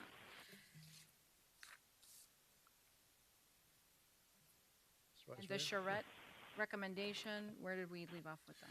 Well, I mean, I can understand the applicant in her approach to streamlining, in what you would call it, streamlining their process and saying, here, we're gonna give you what we think is very beneficial and widely accepted by the city of Homestead, right? Which I understand. I mean, that's her job. Your job is supposed to go up there and, you know, get your project approved as quickly as possible. However, the charrette process allows us to come up with our plan without any bias. And it says, this is what we'd like to create, and this is what we think the community wants for this particular development. And then the zoning category is added to that. And then after all that's created, then the applicant goes and abides by all those rules, and then we move forward. So as long as we could, again, I'm still very, very in favor of a charrette. If we can get it done in a short amount of time, what is the cost to the city? What would that look like? Does anybody have an idea? You're the Shrek guy, 250 of them. While he's discussing that, can we have Development Services $250,000. provide the correct verbiage so that I can continue to evaluate? Right. Thank you. I know. Yeah. Well, I didn't I'll wanna say staff that number. Email that out tomorrow to you. Typically, when I run a charrette, we get it now? it could vary. No, go ahead. I'm sorry. Typically, when I run a charrette, it could vary anything from $175,000 to $250,000 just for running that charrette for that week. That's very typical for us. The process. I mean, I wanted to add a couple of things since I'm up here. One is, had D.R. Horton come to me and asked me to do a conventional PUD, I would not have taken the project. I took the project prior to coming to you, prior to discussing with you, because they came to me to ask me to do the project that I would do, that I'm known to do. And if it was conventional, and they have offered me others, I've always said no, absolutely not. The process that you want to put in place, where you want to do a workshop, absolutely, we can definitely run that. It's up to them how they want to proceed. But we have designed something that would be something that is not conventional, it's not standard, not what's been done already in the city, and it's more walkable and all the other things that and you hear me talk about all the time.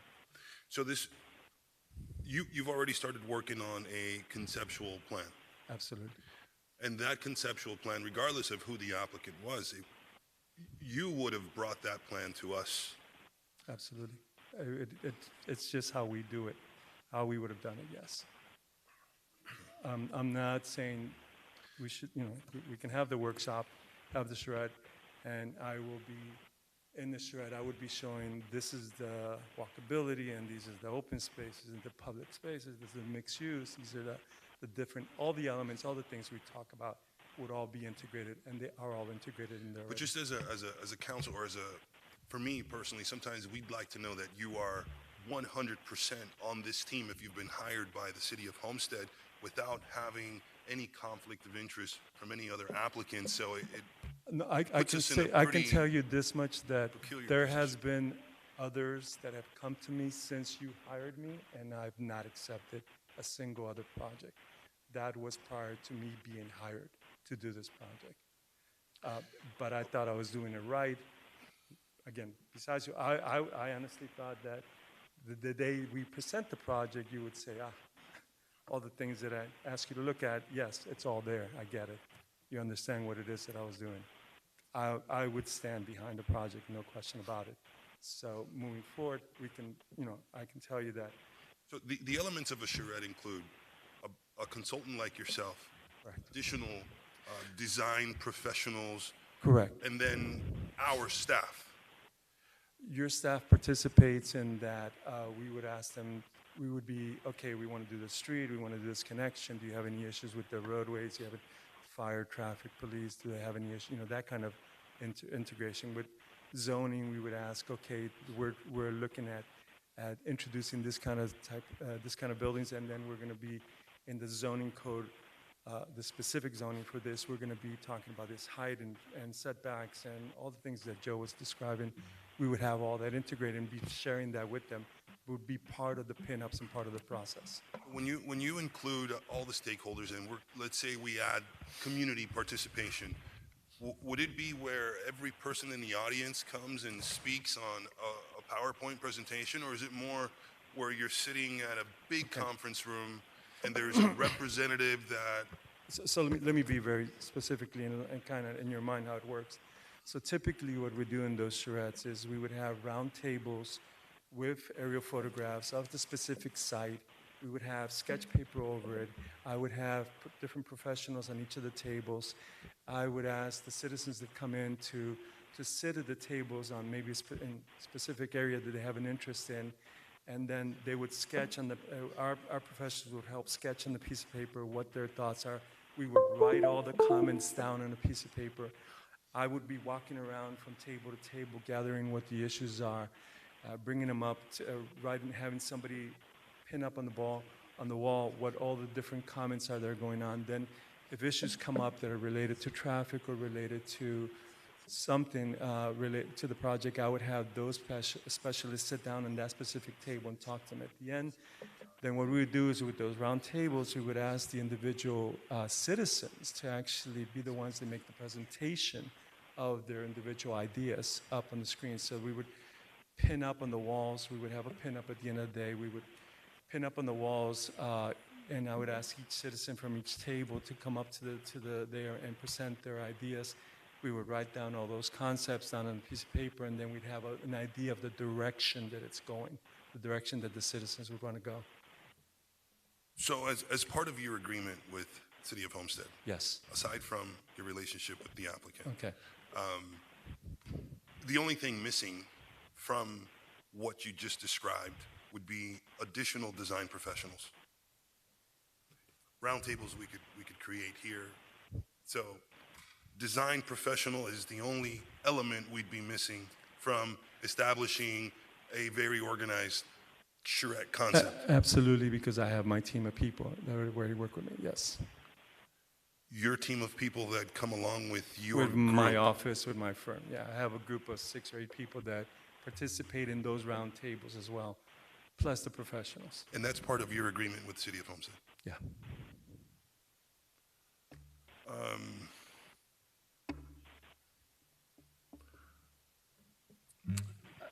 I will rest there. Let me gather my thoughts. If I could jump in here, Mayor. I know we're kind of hung up on the word charrette, right? And as Mr. Valle has already spoken, he's been working on this project for a while, and you already have conceptuals. Absolutely. And maybe the idea should be, let's forget about charrettes and go back to our favorite word, maybe a little town hall meeting or a little workshop near the villages, right? Maybe at the Audubon Clubhouse, have the public give an opportunity, and D.R. Horton can show conceptual of what they're looking for, and at that point, you're getting the input from the individual, right? From the people, from the public who comes and says, you know what, that's something I'd like or something I wouldn't like. And we could do it around the areas of where, these mixed TMUs would be. But not to the level that Mr. Valle is talking about, that the resident himself is coming up and saying, no, I don't want, this is the way the street should be. I mean, that's a higher level, more detailed type of engagement, which we're gonna actually do when it comes to the downtown, right? when it's going to come down to the Campbell corridor, the Chrome Avenue corridor. So I'm just kind of putting out there so we don't kind of get hung up on a particular word and in a particular process, because once again, from what Mr. Valle is saying, it's a very intense process. If you're going to have your professionals there drawing up things as the public is commenting. So I'm just kind of putting that on the table as maybe a middle ground that can get you kind of what you're looking for, which is the public engagement, right? They're going to see the conceptual from D.R. Horton and say, you know, we like it, we don't like it. And at least I think it'll get you close to what council, I believe, is looking for here. Thank you. Chair.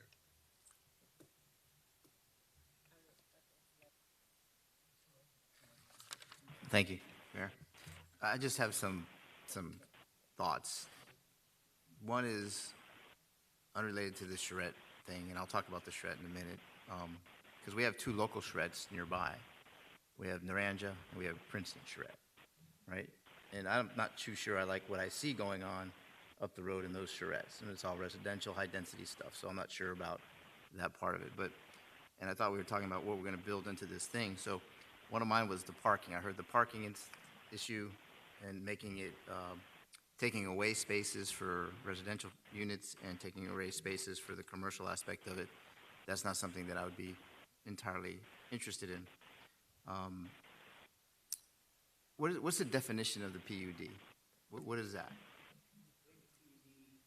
It's in your code. It's in your pocket. It's exhibit. Sorry. So you can follow along. It's in your agenda packet. It's exhibit 5 is the article dealing with plan unit developments. And exhibit 5, you see it? So plan unit developments.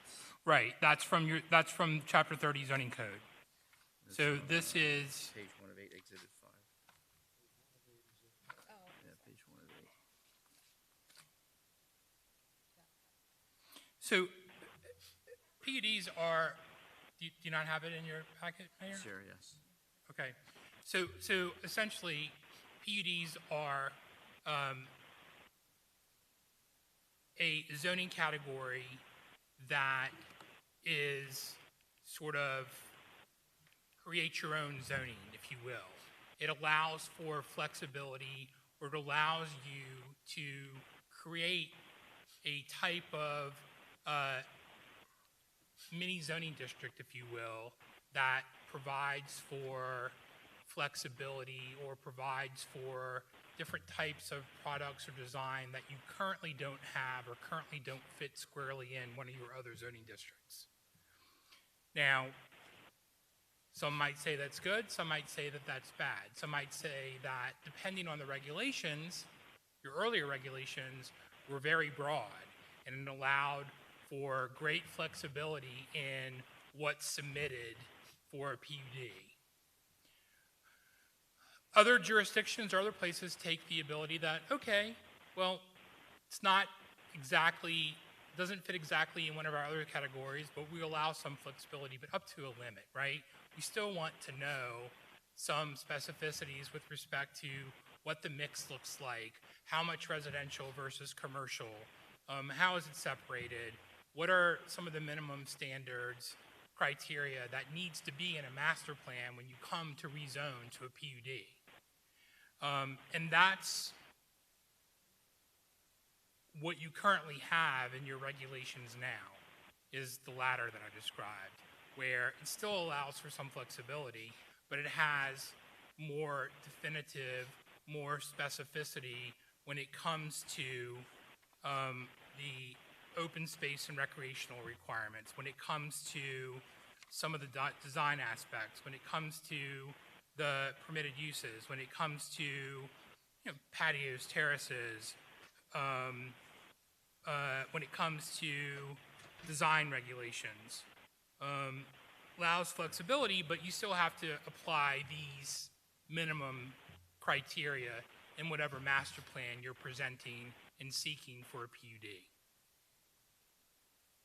Okay. So when it's mentioned that it's a PUD and they could apply for that, and it's automatically mandated that it's 20 units per acre? Where did that Right, number come from? So in the comp plan, it says that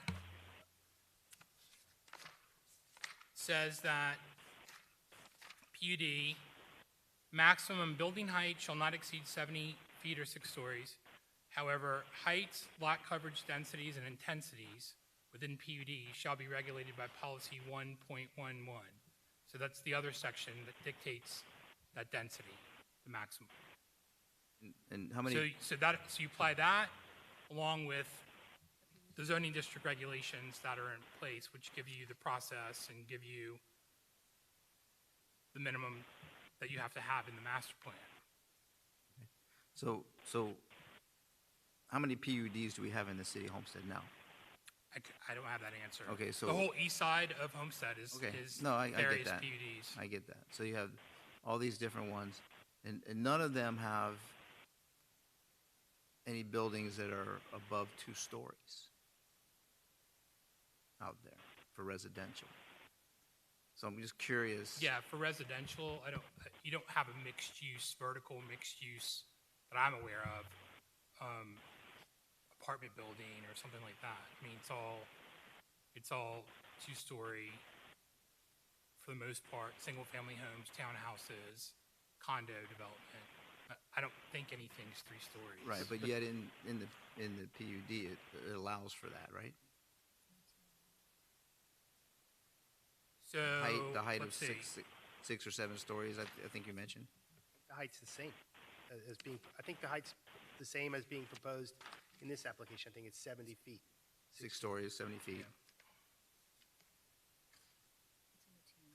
Right, I get that. I just find it.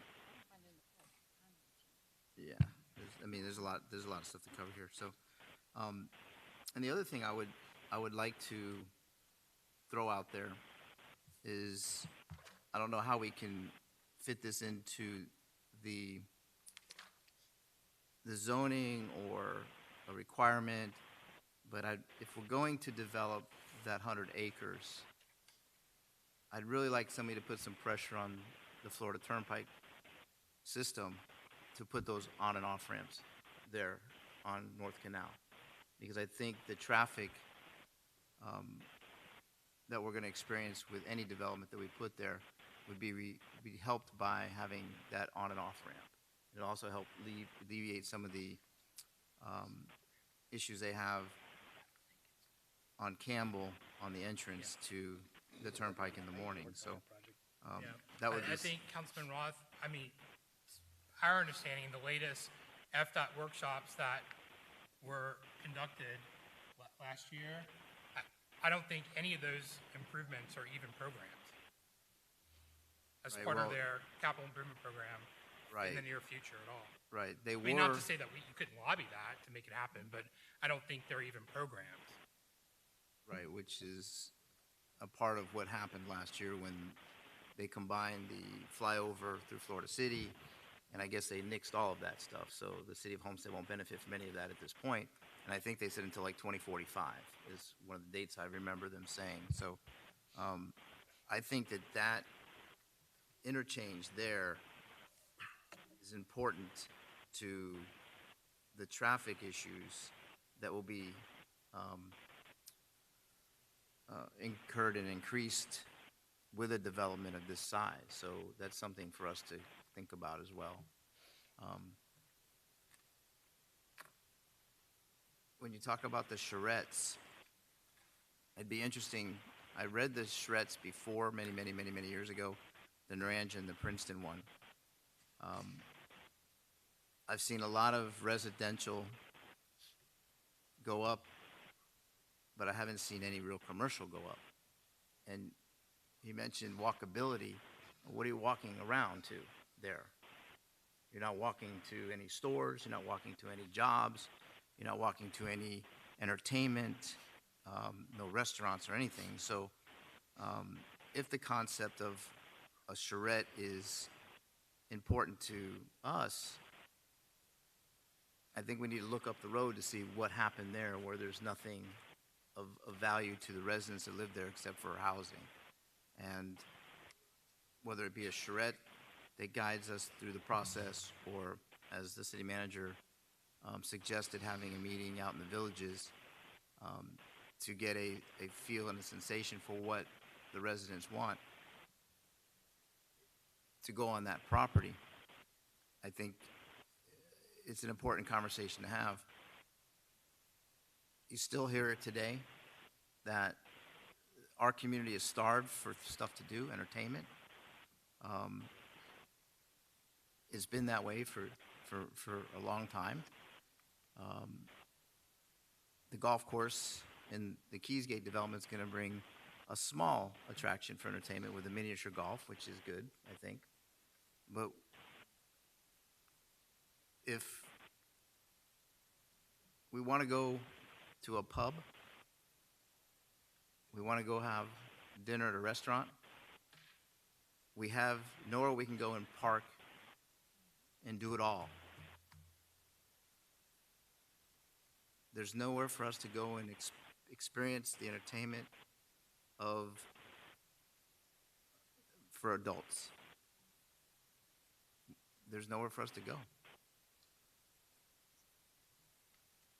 You can't go to a movie without getting into your car. You can't go to a restaurant without going to your car. And if you want to go to the restaurant and a movie, you have to be isolated to what's on Chrome Avenue. We have no other venues for entertainment. So this is a very large piece of property. You can add a lot of great things to it. I'm not opposed to some residential component on it to support it. But I think it needs to be well thought out as to the east side, and so it doesn't take away from what we're trying to do on the west side. And that's really all I have. Just don't take away the parking. Thank you. Councilwoman Bailey, would you like to weigh in? Thank you, Mayor.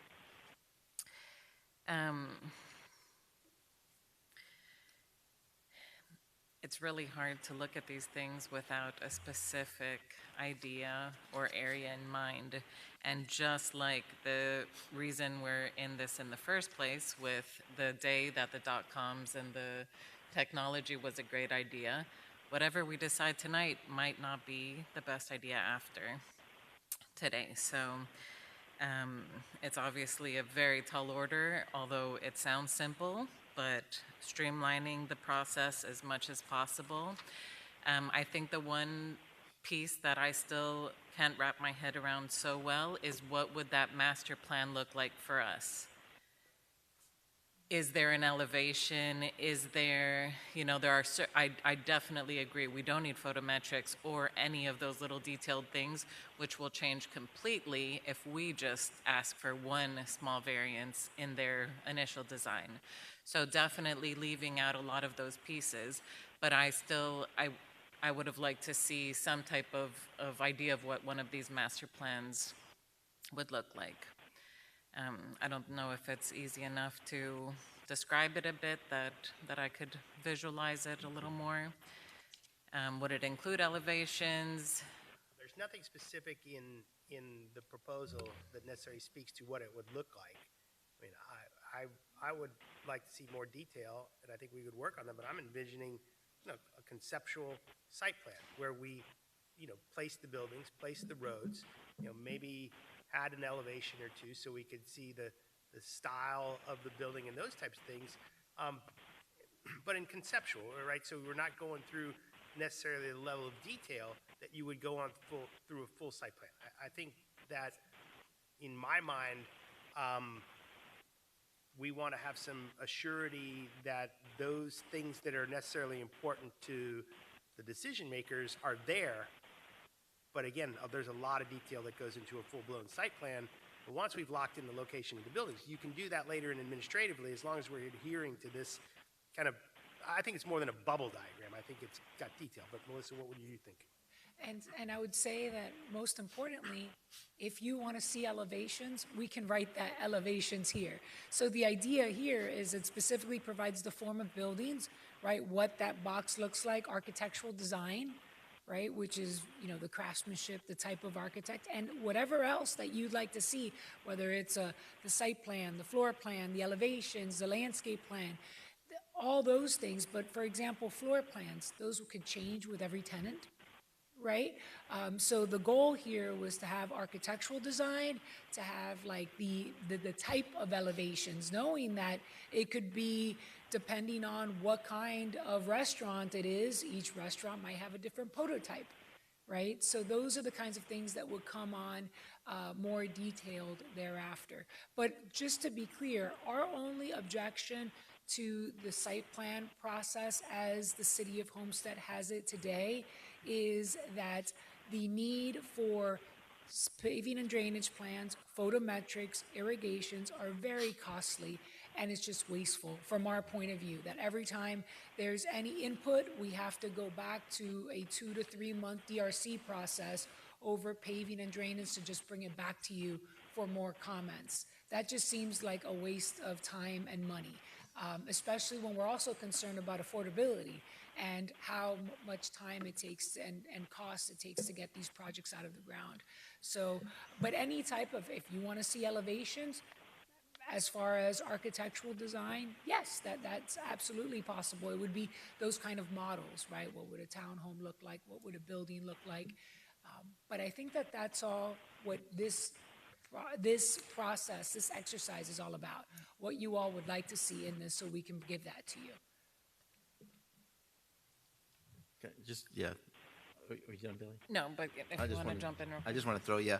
So I think, aside from what she's saying is, we're almost like in the same spot we are with City Hall property, right? We need to tell them what we want, not let them come to us and then just pick it apart. What do we want on this property?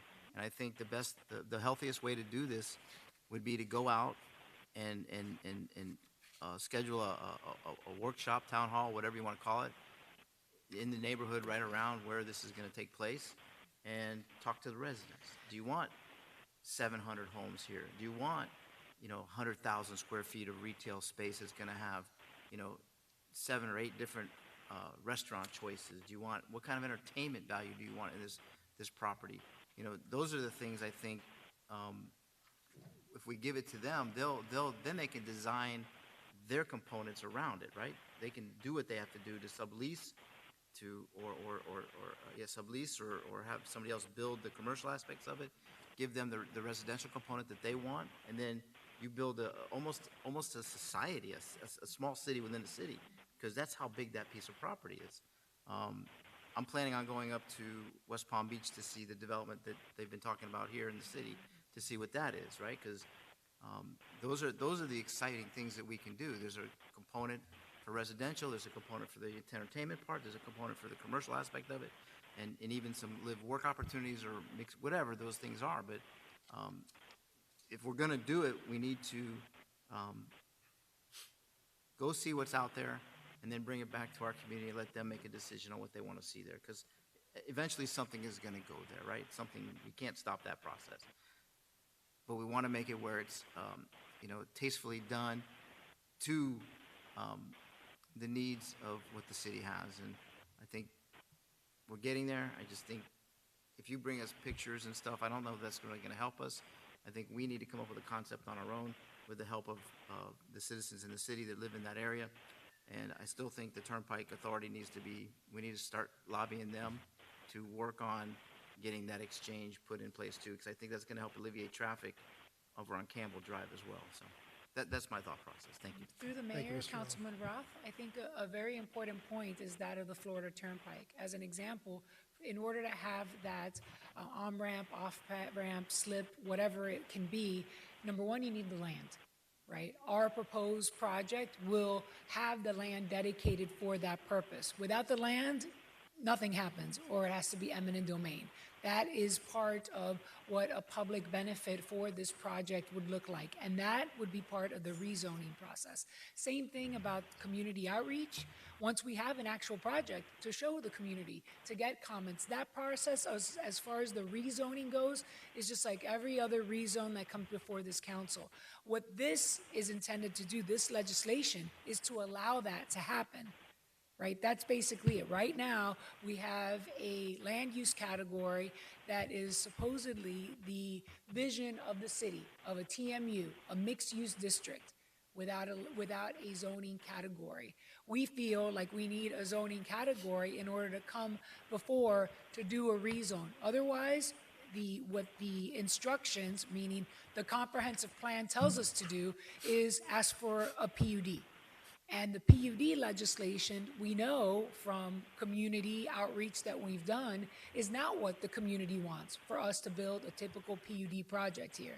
So that's why we're before you, to give us an actual serving to be able to come and do that community outreach, have proposed plans, because those plans we do have those concepts, right? We're just not at a place to have the community outreach because we don't have a code. Right, just to add a little bit about the Turnpike,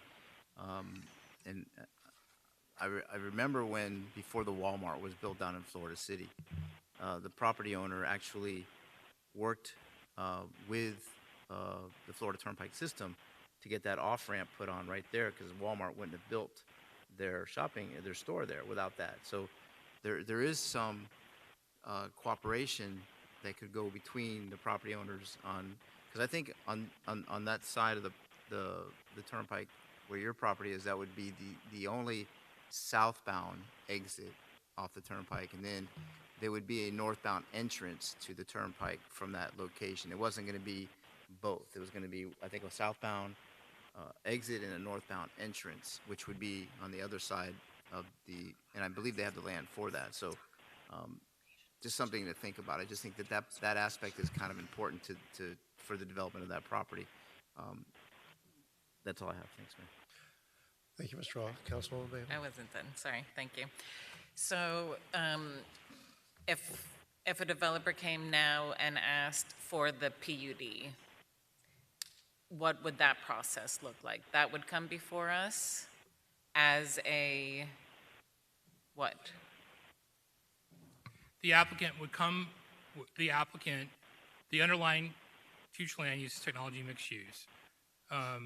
It gets implemented by various commercial zoning districts as well as PUD. So the applicant would then come in and apply for a rezoning. It has 3 different zonings on the property now. General, 2 others. So the applicant would come in and propose a rezoning for all 90 acres from whatever it is now to PUD. The PUD zoning district regulations mandate that in order to rezone, you have to rezone it pursuant to a master plan.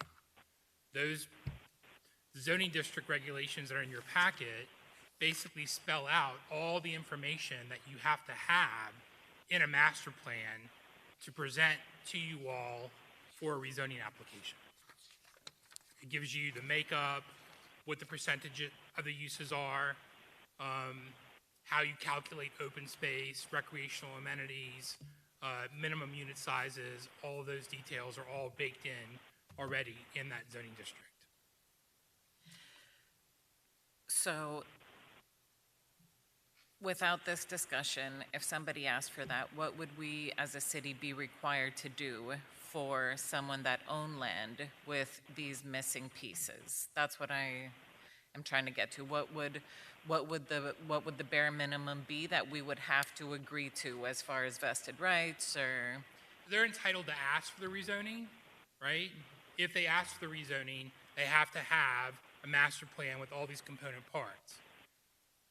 But at the end of the day, maybe that zoning is not the most appropriate zoning. At a minimum, they're entitled to a rezoning that is implemented in the comp plan that implements that zoning district. So maybe the most appropriate zoning is not PUD. maybe it doesn't have a residential component. Maybe it's B1A or B2 or B3.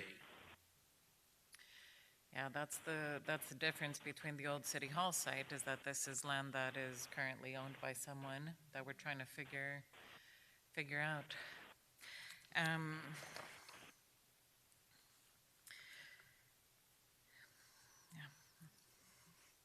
Go ahead. I'll rest for a minute, thank you. Thank you. Yes.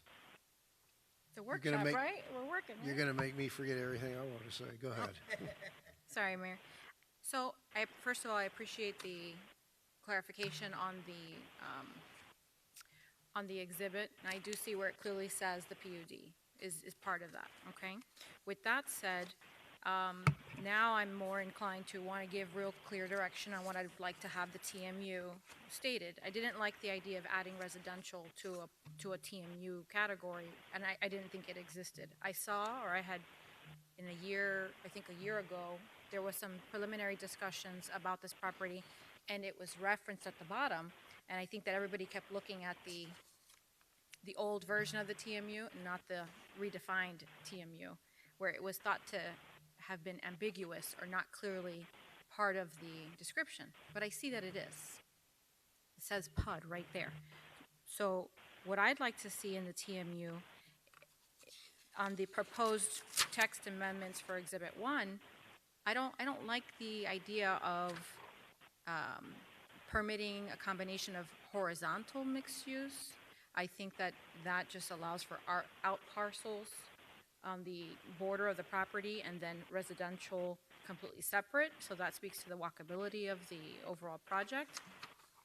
And I think that where they have under bullet number 1, it says allowing a diversity of uses, housing types, and incorporated into projects in a manner compatible with commercial uses and existing and planned uses on adjacent or other affected properties. Wouldn't the purpose of all this to be something different, something that is like what you're referencing up the road with the Old Southland Mall project, and for it to not be like the adjacent properties and not be like what we already have? So if we wanted to, is this part of the project, right, to create and pick apart this proposed? Well, all the applicant is proposing, their request is that if you are within the technology mixed-use zoning district, right, which isn't created yet, which they're proposing, but there is no density assigned to it in the comp plan.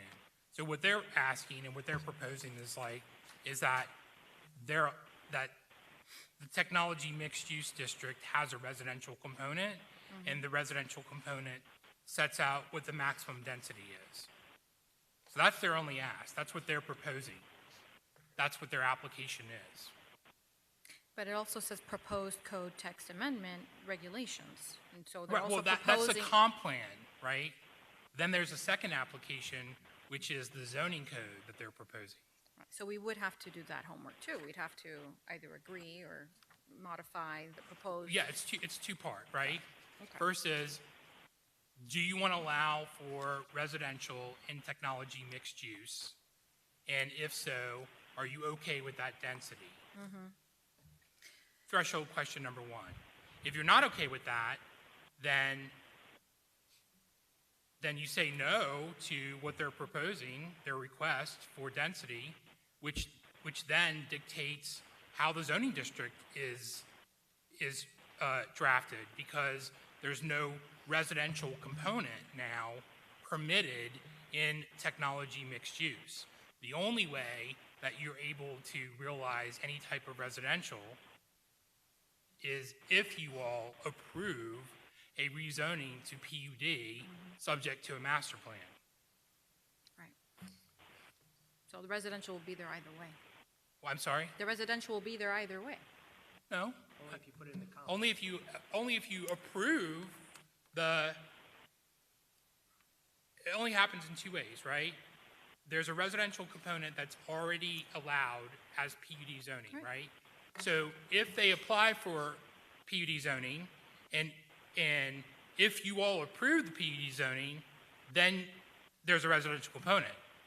If you don't allow for for a residential component with density assigned to it, if you say no to that, then you can have technology mixed use zoning district, but it doesn't have any residential component to it. Then I guess I'm confused as to why we would be able to deny a zoning application to PUD if it's as of right. Just like we look at every zoning application, every applicants come in to seek a rezoning, right? They seek a rezoning to what's allowed pursuant to the comp plan, one of those categories, right? Maybe the category that they are seeking isn't the appropriate category for that area. Maybe it's surrounded by something that's not compatible. Maybe another category is more compatible. What the law says is that they're entitled to a rezoning that's consistent with the future land use category. It doesn't say they're entitled to any zoning district they ask for. Got it. Thank you for that clarification. The as of right refers to the zoning code. So if you've already got a B1 district and you conform, I think the as of right refers to the zoning code. If you're, say, for instance, looking at a B1 district, you've got all the uses and you don't need a variance or anything like that, you have a right to develop that property. This is, here, the applicant has a right to one of the zoning categories that are specified in the elements. So it's B1A, B1, B2, B3 with limited uses, and PUD. Not all of them, but one of them. So you can deny that. Also, if you were to just say, you could just dispense with this right now. Say, I don't believe that in the comp plan category for TMU that we should have residential density. Just, you don't have to do that. You could just simply say, no, I don't think that's good. And you'd be really stuck with the 4B uses, and that would be it. Now, they could do a PUD, but it may not include residential, or, that's a James question, though. Yeah, no, PUD is required to be a mix of both. So you couldn't do, wouldn't be able to do PUD if you didn't approve the density in the comp plan. So if you simply said, I'm not going to take that underlined portion, which gives me residential at a density of 15 dwelling units an acre, then you just can't do residential there at all.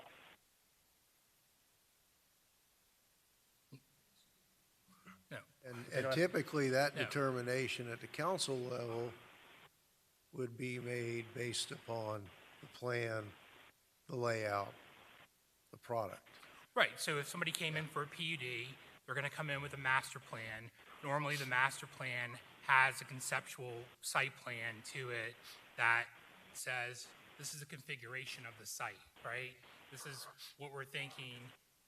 This is how many units, these are where the residential is, this is where the commercial is, this is the ingress, egress to the site.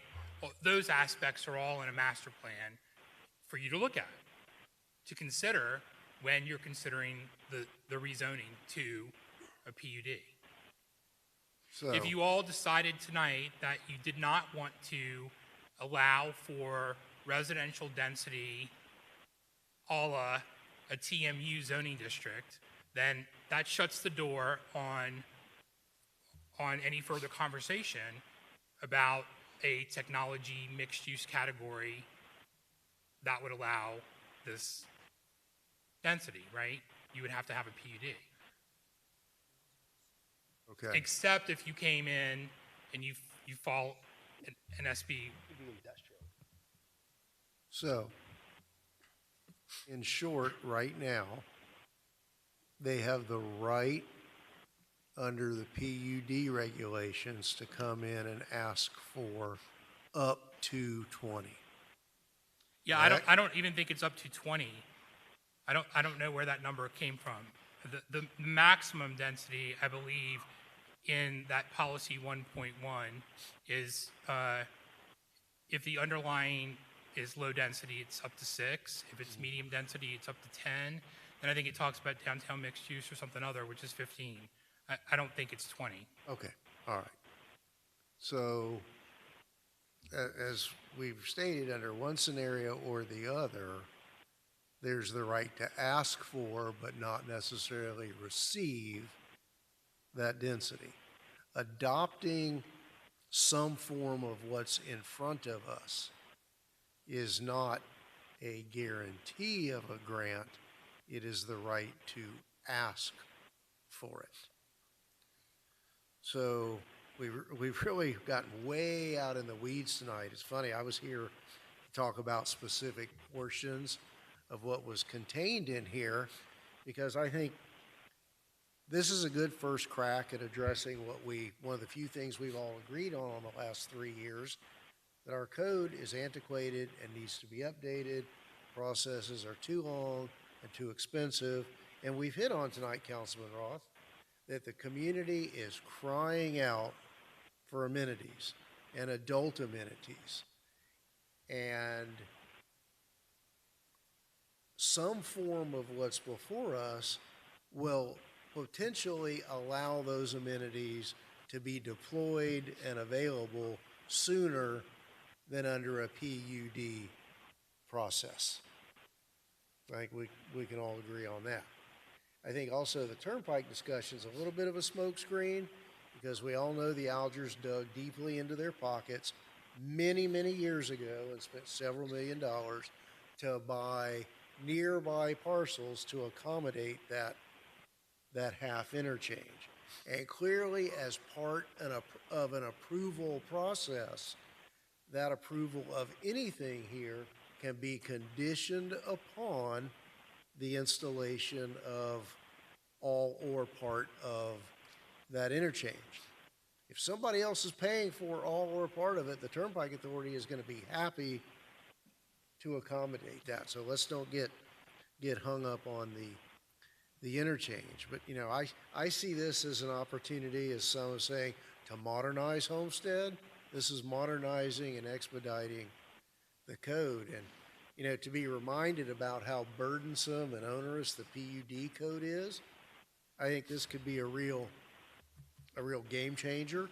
And I don't want us to focus on this parcel. I know this is being brought forward as a result of this parcel, but there are other parcels as well. Some of us don't necessarily agree on the level of density that is required to support the old City Hall site and our downtown. But let's remember, a block and a half to the east of this building is pretty good sized chunks of property that are designated as TMU. And if we thought it appropriate to put some level of density midway between downtown and the City Hall project, the rejection of any residential density takes that opportunity away here on the fringe of our downtown, on the fringe of both, I think, the old City Hall site as well as downtown. And, you know, if we are going to have density to support the downtown, I would certainly rather it be a block and a half to the east of this building rather than piled on top of Chrome and Washington and English Avenue. So, you know, adopting some level of density to accomplish that, you know, I think to take it off the table is foolhardy in the bigger scheme of things. I agree, Councilman Roth, we've got to relook at these parking issues. And in the past, you know, we used to call it the town center concept, which was really a smokescreen, I believe, for a little bit of commercial as an excuse to build a whole lot of residential. And if we're going to go forward with this, we need to talk about minimum allocations of the non-residential portions of these projects.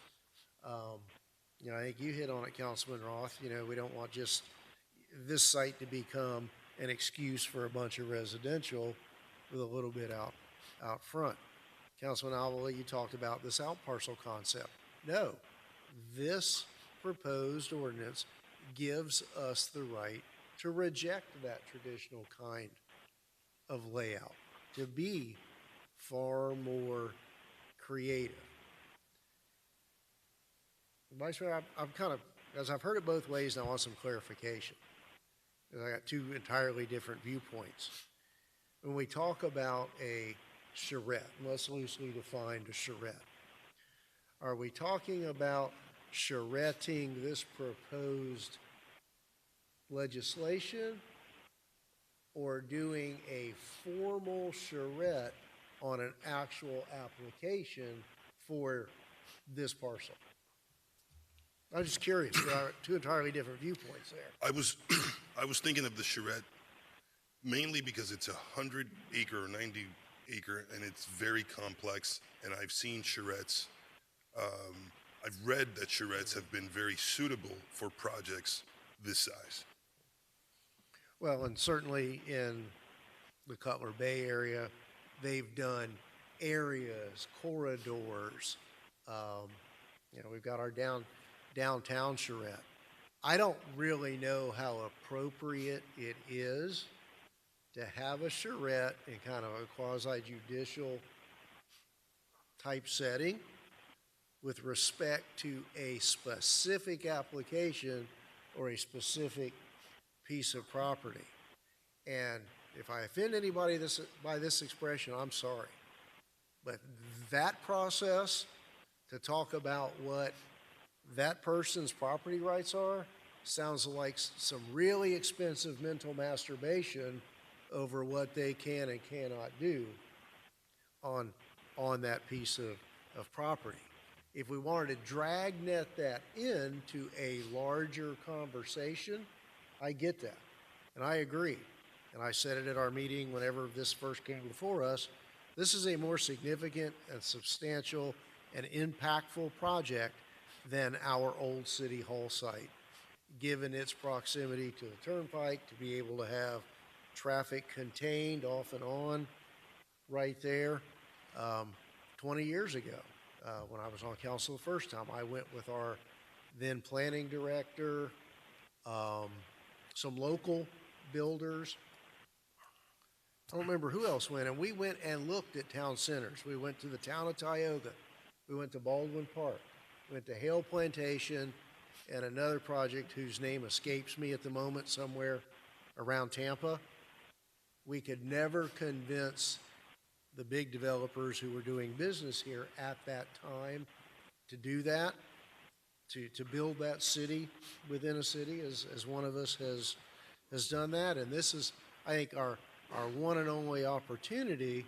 And again, just with the time delay and the expense, this is a process that allows us to be 7 frustrated architects and community planners without causing tens of thousands of dollars or more in redrafting every time you come to a meeting, that you get the tacit approval for this plan. And I agree, we need to have elevations. It's more than just, I would want to see more than just a bubble plan. Councilman, I don't need photometrics either. I don't need to know where the sprinkler heads go. You're going to move those puzzle pieces around and then go do your final plan. So I really think that since we have the situation where there is already the right of the property owner to request, not necessarily receive, let me be very careful about that. Under existing scenarios, I don't see a lot of harm or foul in massaging some further on another night some of the more details that are in this proposal. It's more of an expedited and modernized process. But one final comment, though. And Mr. Valle, this is not directed at you. I've been very impressed. I'm excited. I'm enthused about your experience and that overall view and charrette and planning that you're going to bring to the community. But I'm as disappointed tonight to learn that there's a potential conflict of interest here in public as I was to learn that we're not competitive with our linemen and that we don't have enough people on staff and we're very short-handed, and that's on staff. And I don't know in what universe you all live in that you would think that you shouldn't at least disclose this potential conflict to us, or that the interests of the city and D.R. Horton would never intersect at the top of Mr. Valle's head. I am very disappointed that, we're not aware of that previously. I don't think that's something I would have missed. I still look forward to working with you on the big picture issues that you were retained to do.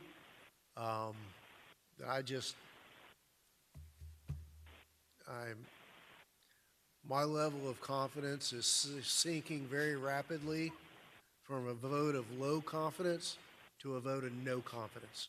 Again and again and again, we're surprised in public with significant issues.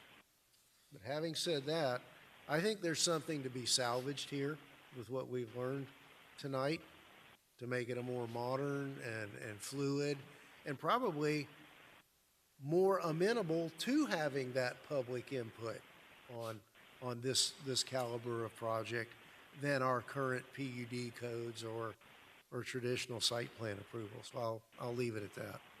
Mr. Roth, Councilman Roth. Thank you. You brought up an interesting point. In reference to the property just to the east of us here that actually encompasses, I just looked it on the map, it's Southeast 4th and Southeast 4th Street, 2nd Drive, all the way to Northeast 4th Drive, which most of that has been developed, and there's some vacant stuff in there, but there's residential houses and there's some commercial stuff in there from US 1 to Flagler. So my question maybe to James, I mean, because we are talking about this as a whole, is it possible to separate or make a portion of the TMU a much higher density in this particular corridor, so that we could begin to let the property owners begin to make decisions on if they want to sell, or somebody wants to come in and buy the whole thing, and then begin to put up, some residential to support the downtown redevelopment. So that was a cool thought that you stimulated when you mentioned that area. And then you get that one little 20-acre piece Way out west. that sits out there in the middle of nowhere. Can you put the map up, Joe? With the 3 spots? 3 purple boxes. Yeah, I don't know where the other one is. I mean, That- that's where the Just BJ's passed. is. You and blew, all that. there you go. That little dinky thing? That's out by the paint. No, this one, yeah, the 20 acres is out there by the paint, where they do the paint testing and all that Where they stuff watch out there. paint dry. Well, they do, technically. Literally, they do. So, because in reality, we got one property owner, although where the Algiers property is, you got the BJ's, you got the Cadillac Chevy place that's expanding, and then you have 2 other parcels, or you'll have, I think, 1 parcel left that abuts the turnpike there in that area. And then you've got the Algiers property, and then you've got the parts I just referenced on the just east of the city hall here from 4th to 4th, and then you got the 20 acres out west. So whoever came up with this 25 years ago, I'm not sure what they were thinking to do this, but we have it to deal with now. Can we do something to change all 3 of these? This would impact all 3, right? Right. Well, that's across the board for these 3 properties. But what I'm saying, can we separate out the one out west? Can we separate this section, because I think the one out west is owned by 1 person. Maybe there's 2 people out there on that one. This one, obviously, inside the middle, is owned by a bunch of different people. But we're only talking about 1 property owner for the most part on the other one. So I don't know why it was set up this way long ago. Can we reverse something and bring it back to what we want it to be versus separating this and Yeah, but I mean, you can, but I don't think that's going to be in the scope of this application, right? Well, forget about the application, right? I mean, that's part of the ride. That's why we're here, because they brought it forward, right? But Change the flume, I guess. Is that? yeah, I'm saying, can we accommodate everybody, right? Can we do something that will accommodate what the applicant is trying to accomplish, right? Without dragging in these other properties and then changing the middle property and giving it a more higher density thing, because that's kind of what we're going towards in the downtown district. And then this one that's way out west, we got to figure out what to do with that one too. But it's a part of the conversation because it's it's in that zoning. So I think you could, Mr. Valle and I were just discussing it, could make it more vague and just say that we're going to have residential as part of this, and then let each applicant, as they come in for a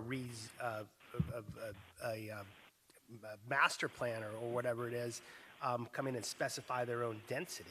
No, I think the way to do this is that, no, I just think that that's going to lead That bad of an idea? Lawyers agree. I just think that that's going to lead, I mean, it's not a bad idea conceptually, but I just think from a legal perspective, that's going to be problematic for the city. I think the way to do this is strategic surgery, right? So, number one, we have a minimum of acreage that's required in order to avail yourself of this rezoning. Right now, it's 40. You can up that to 90, which would only this property would then be available to avail themselves of the zoning category. That's one way to do it. Second way to do it is that you could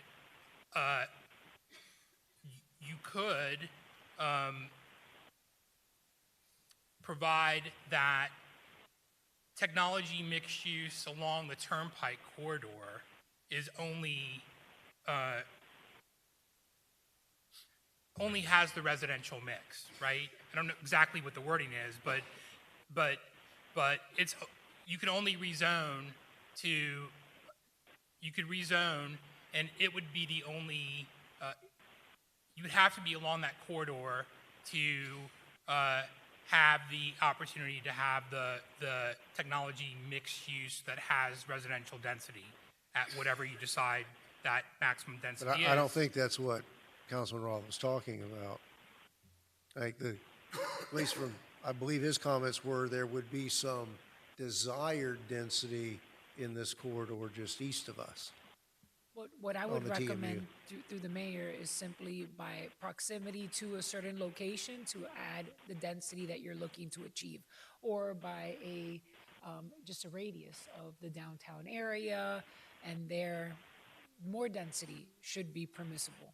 Which is what we're going to deal with in our city charrette, and we've already redefined our core downtown several months ago upstairs, right?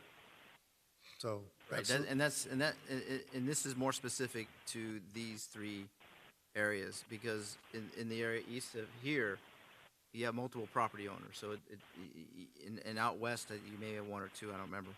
And then this one is just basically one, maybe two left, because I think Bowman bought the rest of that property and going to expand. We already gave that. So that in an ideal world that would work, but that's not what we're talking about at this point. We're not going to create a circle around downtown and say we're going to give you 30 units per acre and go for it, because that would just change the whole makeup. I don't think that's good. But this, as part of the conversation, makes sense to think about it as it was. The mayor kind of made me think about, well, maybe we should think about this, because this has got some real hodgepodge of everything in there. It's not like, and somebody would, if you changed it, it becomes so much more valuable. They would develop it, they would buy out the whole block, and then now you've got a different synergy there. So, but as you were saying, surgically, right, is that create a 90. if you have a technology mixed use flume category property and you have a certain amount of acreage or frontage along the turnpike, then you can avail yourself of the technology mixed use zoning zoning district. You have to apply for it, and you set whatever the parameters are. So then only this property at this point in juncture could come in and apply for that rezoning. Doesn't mean they're going to get it, but they could apply for it. But it would not, the other properties at this juncture wouldn't be able to do it. That's the easiest, cleanest way to do it. I mean, if you're not certain what the density is going to be, and you're still having you're going to have a workshop about your downtown area and all that, the properties that are located further west, they are what they are right now, right? And if you determine that you want to allow for density in the future, you can always amend the comp plan. But if you're looking just to deal with this property and not give additional density to the other properties, then the way to do that, to achieve that, is to specify locational frontage along the turnpike, or by specifying a minimum acreage. It gets more complicated the longer we talk. Because this is brought to us to make a decision for these three specific areas, right? No. Well, it's a comp plan provision that would apply if To someone. all three of these to- areas. To globally, right, Right. yeah. So, but what I'm saying is, Maybe it doesn't fit for all three properties, right? I Right. think that's the problem you all are having. And so a Right. way to hone in on it is to, these rules maybe only fit for a 90-acre parcel located along the turnpike. And if that's the case, then that's an easy fix. We can bake in that language that specifies that minimum acreage and location specificity. That would only allow this TMU property to apply for TMU zoning. right, but what I'm thinking and my thought process is eventually this is not going to be a TMU property. It's not going to be used for that anymore. So we basically just need to get rid of the TUM or TMU and create something different that the community wants. Right now, we're protected because you can't do anything with it, right? Because nobody's going to do it under those zoning things, and that's where the workshops and those come in to go out to the community and say, hey, what do you want there? TMU is not going to work because nobody's ever going to do anything with it. This has a little bit of hope. The middle property has a little bit of hope because there's already stuff there. That one way out west has no hope either for TMU. So that's what I'm trying to get at. And I think that's a larger conversation that we need to talk about because there are inherent property rights in what's already on the books, right? Right, but I would be giving them better property rights. I think we would be doing that and giving them better property rights so that because right here you can't build but one unit for your lot or whatever in here, or there's minimum lot sizes. If we took that little middle place in there and said, look, anybody in between 4th Street and 4th Street, we're going to give you 30 units per acre, that changes the whole thing in that area. I don't know, Councilman Roth. I'd have to look at that. But right now, I mean, you couldn't hold up an applicant at this juncture and say, oh, don't worry about the future land use designation on the property. We're going to change it. And then the property owner's in limbo, and they're entitled to move forward with some sort of future land use and zoning on the property that they can develop. Okay, so it's a different conversation. It's a different conversation. All right. I don't want It's a more holistic conversation as to what you're going to want to do downtown. And Right. you say, I want to give them more development rights. I don't know what that means. So for tonight's discussion, though, what do you need from us? A kind of a consensus direction as to where we go from here as to what's in front of us? Councilwoman? Let Jamie answer. May I? Okay, as is, let's look at the three purple boxes, okay? You got central, then you got east and west, okay? The central property, if somebody bought up all the land and they wanted to bring a PUD application with residential and mixed-use development in there, they could, under the current existing.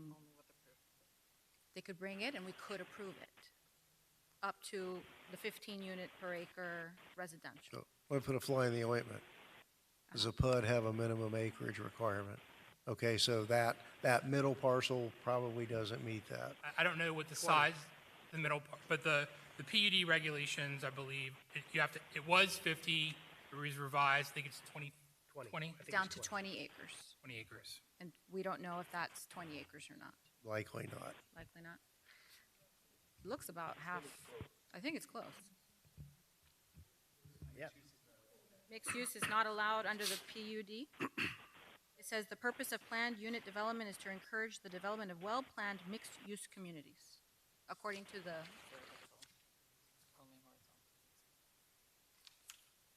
So, assuming they bring a PUD application, they could under the current. Could bring a PUD application. We could approve it or deny it, but. You could if- do whatever you want. Right, because I'm in favor of work-live communities and towards the downtown area. So the applicant for the east side property could submit an application. So just to clarify, the middle parcel, the rule is minimum of 20 acres unless in the CRA, and it's reduced to 5 acres. That's in CRA. That's in the, right. So it's, so only have to meet 5 acres and you can apply for the TMU.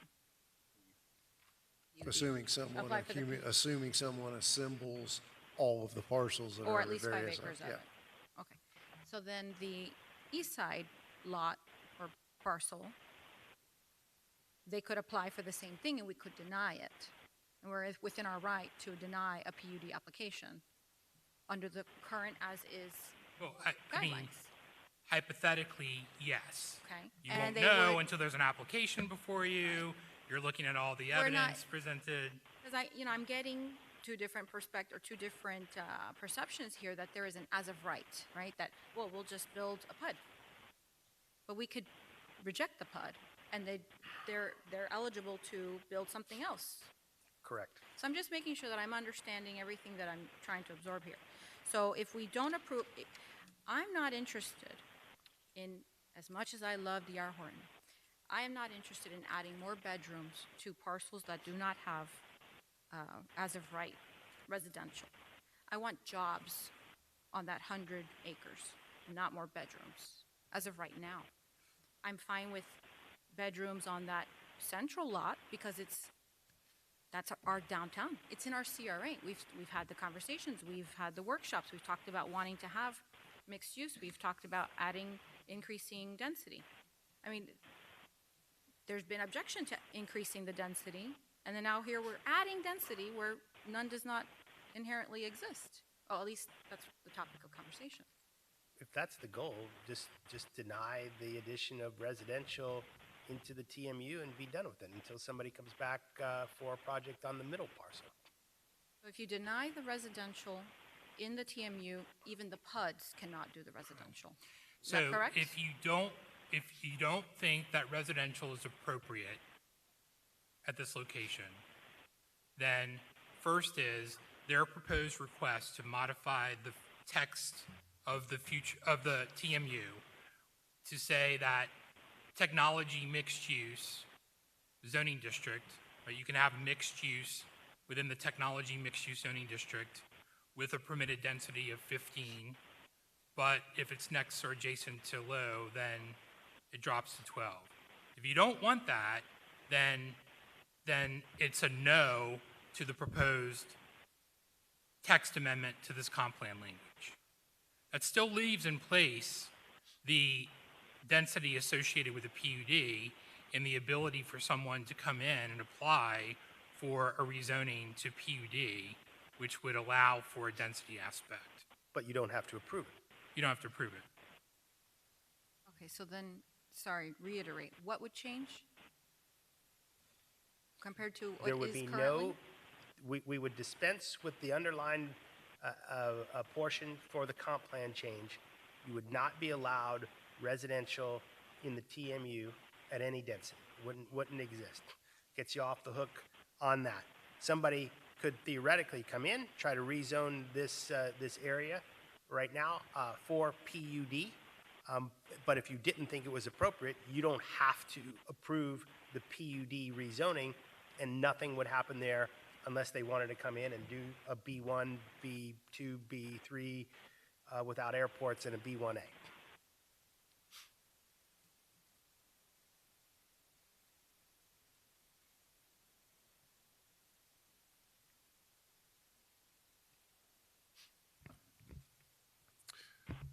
You got, Vice Mayor? I think we should move forward with doing the workshop, having them come and present whatever it is they have to present before we decide to approve anything, and have all of the stakeholders at the table. Who knows, they might have something that's really, really special that we haven't even seen, you know? And then if it does meet our standards and the residents want to see whatever they're proposing, then we create the framework of the zoning. It's the simplest process that involves everyone.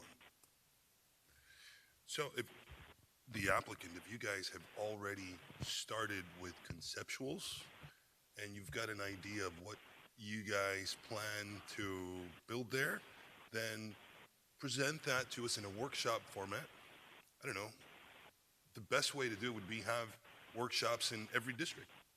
Every district has a workshop. Everybody comes. We all talk about what we want, what you're going to propose, and then the consensus will be everybody loves your project, or maybe we should amend this, amend that, and move forward that way. That's what I'd like to propose. You're up. We're missing the point of this exercise. The point of this exercise is a land use plan amendment to create a TMU mixed use category for all these sites.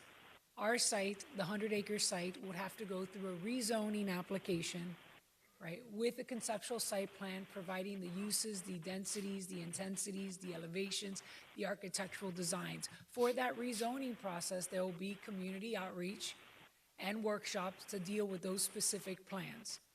This process, however, is not that process because we don't have land development regulations that allow for a vertical mixed-use project. We have a PUD, which allows for horizontal mixed use.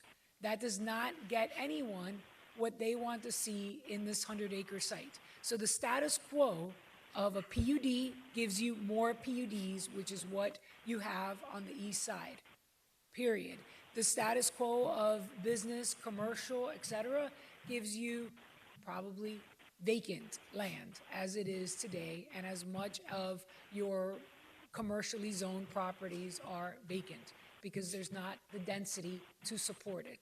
What we're proposing to do is, once we have a land development regulation that allows us to go through the rezoning process, would allow us to do that community outreach, provide the density, show you the pretty pictures, and commit to a development project, right? What is important as to this meeting is to listen to what you all think. We know Councilwoman Avila does not want any residential here, period, right? So we know that is no residential in these 100 acres, which means if there is no residential, there's not the food and beverage and attractions and amenities to allow for a mixed-use project. There is no vertical if there's no residential, there's no vertical mixed use. There's a PUD, which is horizontal, more of the status quo. The question before this council is, do you want the status quo, right? Or do you want something different? And if you want something different, D.R. Horton, like the other property owners in the TMU category, need the tools to provide and do the community outreach necessary to show you and others what is something different. That something different in 2023 could be different than what it is in 2043 and 2053. And that's why the legislation before you, it allows for the creative excellence, yet the ability to be innovative and go through a process, all of which should have community outreach and show you what the proposal is. So that's what we are today. And what we need is some consensus as to what James and I should work on to amend the code so that when we come before this council on July 26th, next Wednesday, we have something to propose before you for first reading. Or not. Or it gets deferred and we continue. We know that this council does not want something different, right? Does not want us to propose vertical mixed use, that what we've heard is simply not there, right? There's not the political will to accommodate that, and we will go on with the status quo. which is, as has been brought up, is a PUD, horizontal mixed use, more of the same. What I'm asking for is for you guys to host a workshop so that we can do that prior to approving this, because what we would be doing now by approving this is making decisions for, let's say, 85,000 people. Let's just say we had a workshop and they said, you know what? Maybe they agree with Councilwoman Avila and they say, we don't want any residential here. But yet we've already decided to go ahead and move forward with it. That would be moving in the wrong direction early. All I'm doing, we can get back here as soon as you'd like to. And then we will have something that we could move forward with because it's already been presented to all stakeholders. That's all I'm asking. The presented to all stakeholders will be our specific application, the quasi-judicial application. This is a legislative format. This is the council doing their work as a legislative body on policy. You know what your constituents believe, right? And it's whether it's live, work, and play, as we've spoken, or no residential. And you know that there are constituents that believe in live, work, and play, and there's other constituents that believe in no residential. The question is, what does this council believe? Does it give us the opportunity to come before you with a project-specific request, which is the rezone and the site plan that we want to have that community outreach and move forward? Otherwise, we're talking about this legislative as a specific property. And that is not the way this process should work. That's not the way property rights work, period. Okay. I believe all this council is aware that I'm in favor of vertical, compact, walkable, bikeable, urban kind of centers. Yet, I think it's upon us to make sure that we do everything we can to make sure that the residents also have their participation prior to us saying, specifically on a project like this, prior to us making any decisions. So I think it's a very simple process of saying, hey, we'd like to do what Guzman asked for. Let's get this out the way, check that box, and then we can get right back to where we are today so that we can have a much smoother meeting.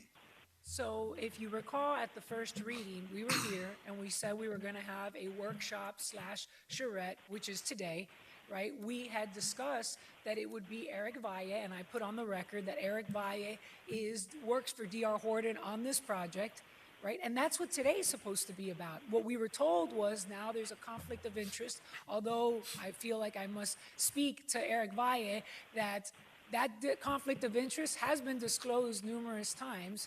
And now we're here with a city-run workshop on this legislative format. So this is legislation being proposed by D.R. Horton because, again, your comprehensive plan says it's supposed to be created.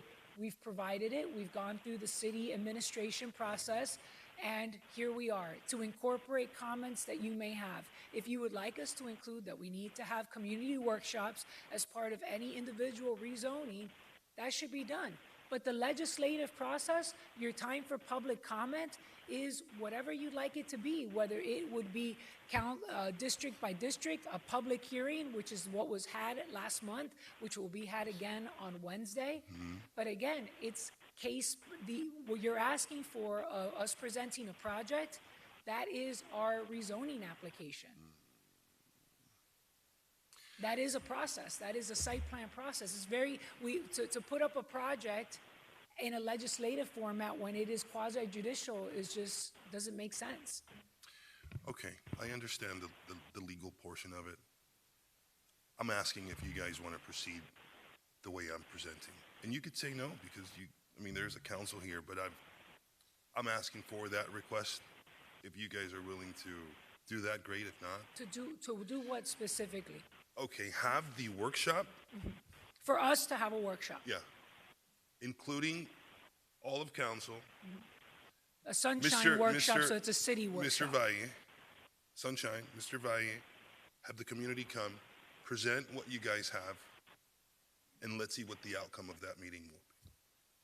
So that is a project specific. If you're asking us to provide plans for a specific project, that is a zoning application. That's a quasi judicial hearing or a workshop that can be actually, it has to be advertised as Sunshine, and we'll do that as part of our rezoning. But that's not this process. I think what you're saying is you want everything to go together. You want for us, which is what we had originally actually thought to do, and I guess this is a good point. We had originally thought that we would submit all our applications together, which was a site plan application, a plat application, the land use amendment, the rezoning all together. In fact, those applications are in the city records, right? What has happened, however, is that city staff wants us to create all these specific plans, paving and drainage plans, irrigation plans. They have comments regarding the specific commercial tenants we're going to have versus an idea. What I'm saying, that is why, to keep it simple, this is a conceptual of what your idea is with Mr. Valle. Have that workshop. If we're getting a consensus that everybody likes it, we just simply come back here, move this item forward, whatever's presented. but do you understand that the concept is not this legislation? That's the part that it seems to be missing from the logic in this conversation, right? That one thing is our rezoning application, another thing is this legislation, and they should not be related because we're only one of those properties. There are other properties. Okay. All right, I'd like to No, address. I've said it Yeah. 3-4 times, but I can't seem to get it across that I want something extremely simple, but you keep bringing back the legal terminology regarding that is Because legal rights matter. Understood. As simply put is, let's have a workshop, see how everybody feels about it, and then come back That's to what this. this is. This is the With workshop. other stakeholders at the table. Everyone was invited today to this. It was advertised and it was had. Today, we can have another one. Okay. We can have another one if you like, but if you would like us to have the workshop, we were prepared to do that today, right? And we were told that this was a city workshop and we were not to make a presentation. I don't know what else to either, I don't know. You guys have conceptuals that you'd like to show us then? in the city records, yes, we have conceptuals. Absolutely. Those have been a matter of public record I for have months. no idea what is being proposed here. Because it's not being proposed, that's the point, Vice Mayor. That is not being proposed here today. What is here today is legislation to allow for our project as well as other projects that you have not yet seen, have not been thought of, period. Ours is just one project. So if the public outreach you would like to have, we want to have it too. All right. And it will happen one day. But the first step is having a code. Got it. Thank you for the explanation. But you're still there. Mr. White, the legal posture tonight is, though, there has not been a first reading. We discussed this, but I don't recall that we had a vote on a first reading. It was deferred. We deferred it to this workshop, so we've still got first reading. Secondarily, I don't know that asking someone to disclose a plan and then enact an ordinance based on a specific plan is either appropriate or fair, because there are other sites, other property sites that will benefit from this legislation, yet we're not requiring them to bring in a plan to vet prior to their actually making an application. Again, this is legislation that grants the right to ask. It does not grant the right to have. Is that fair, Mr. White?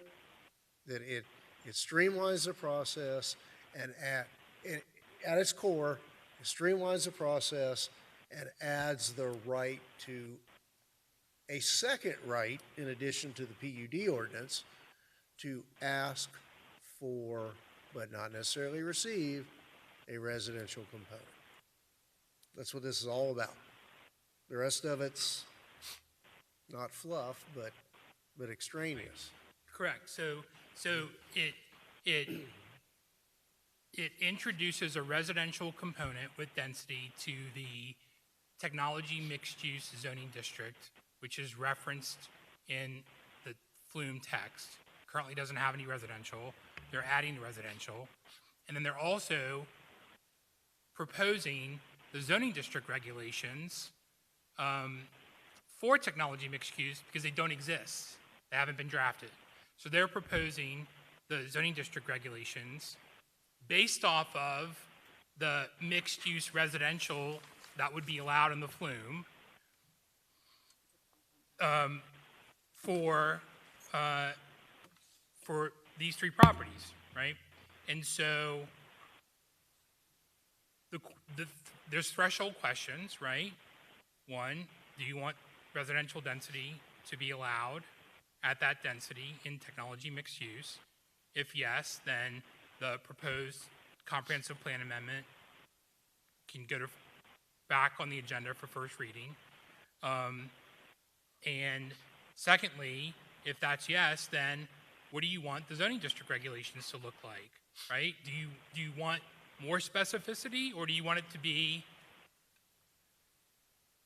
broad that allows for a mix of all types of things that could come before you? And just to tack onto that, like we said in the beginning, the zoning regulations are not specific right now. They just really don't address anything that you would typically address in zoning, except for the parking. That's really the only hard regulation. And I'm picking up that you all would like to see a little bit more specificity in the actual zoning regulations. And maybe that's, right, maybe specify the design standards. Let's talk about setbacks. Let's talk about the pervious space or the open space or the landscaping, those types of things in a little greater detail than the current code abides unless you come up with something new. That's kind of where I'm sensing the confusion. Yeah, at the very minimum, what are you okay or comfortable with the percentage, right? Residential versus commercial. What split should it be? And that's a question. That's a question I had. Whatever the guide would be in terms of floor area ratio, percentage of project, or relative to the residential, some kind of advice on what's a good mix, what's a good ratio, rather than 1-7-11 and the rest of it. Sorry, 7-11. And the rest typically, of it being residential. Typically, those things are pretty well defined in the actual zoning code. What this does is not really address them. So you'd be coming and writing, this is working more like a PUD process where you have a very unspecific zoning code, and all the zoning is done at a rezoning, which isn't legislative. That's a quasi-judicial item, and I think you have, to give yourselves more surety of what's going to happen in the future, it may be best to put a little bit more specificity in the actual zoning code. Instead of, one of the things that I get the sense people think is broken in his homestead is, again, I use the Russian nesting doll example, right? You've got codes inside codes, right? So you've got a color on the map, TMU, now you're going to have a whole 3 new sets of codes when all this stuff gets developed that are going to be different. Just the PUD is that. Like, every PUD is unique. You can't rely on the consistency of its setbacks are 25 feet or any of that type of stuff, which is totally acceptable. It's highly flexible. It just doesn't seem that that's what we want here. And I was sitting here earlier, if we had the potential for more PUDs, I was wondering if this could be a good template for an overhaul of the PUD process. Well, I think that the PUD process, as I understand it, look, these guys are the applicants. They're the development community. They know what's buildable and what's not buildable, and it seems like they want both the ability to do a horizontal and a vertical mixed use, and the PUD doesn't allow one of them. The PUD process is also horribly time-consuming. I mean, it's an 18-month process, and this is not. That's what I was getting at, the sequential nature of a PUD approval But even being collapsed into this framework. Even if you shortened the PUD process, right, and you took out the first part and said, okay, you rezone, you just go straight to a master plan. Then the question is, the reason why the PUD is drafted or is modified, and maybe it's time to update it, right? But, I mean, like the most recent conversation that we had about the open space and recreational amenities and how you count that was done in 2018. So even if you were to shorten the PUD, just say master plan, then, you know, I don't necessarily know that the percentage or the mix of how things are mandated in the PUD is the footprint, the development footprint that the applicant would like to proceed under. That's why they're proposing something that's. No, I get that, just as Yeah. a separate analogy. So, I guess at this point, is there enough will on the council to go forward and have this come back with some suggested parking adjustments and minimum percentage or allocation of non-residential? Those were my two big issues, plus what anyone else would have. Councilman? Yeah, I just want to chime in real quick. Yeah, I like the path you're going down. We're going to get 2 more cracks at this, and I'm still in favor of the community workshop as well, to get out to the community, maybe do it in the villages, schedule something. But in the practication of not holding up business, I think we need to move it forward to the next meeting. That'll give us more time to digest everything we've heard tonight and to hone in on what it is we really want, and then go out there and talk to the community, right? So we'll see it Move it next to week. first reading? Yeah, we'll see it tonight? next week. So just for everyone's edification, not knowing what was going to happen tonight, in an abundance of caution, the first reading was re-advertised for next week. So the first reading for the comp plan amendment and the first reading for the zoning code that was deferred, it's been re-advertised and can go next week as is, but if you all want to make changes, I need to know, because I have like a day, 2 at max. Oh, that's going to have to be based on the further conversation at first reading. I don't think there's any way to incorporate those tonight. Yeah, not only that, then we've got to schedule a workshop with the community to get their input. Yeah, there's a lot to digest, and if you don't have enough time, I don't want to hold up this process, because but this is too big of a deal to rush it through the process. But I'm willing to go through it, and if we have to defer it after the next meeting to a date certain, then we do that. But let's get the process started so it starts moving down the road, and then we can start honing in on what we need to do. Just for clarification's And sake. I'm not judging, but taking it out to the community between first and second reading without a definite project in front of them is a kill shot. We Right, all well, they know need- we'd be hard pressed to find anybody who supports, right or wrong, one more bedroom in this community. Right.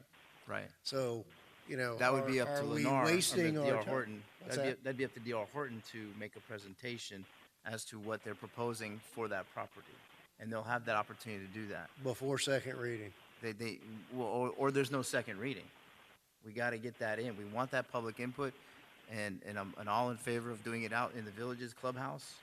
Let those people that are closest out there. That means we market to Tennessee Estates, which is right across the street from the Villages, and those people, and even directly behind that to the north is all those apartment complexes too. I mean, they have rights as well. They live there, so.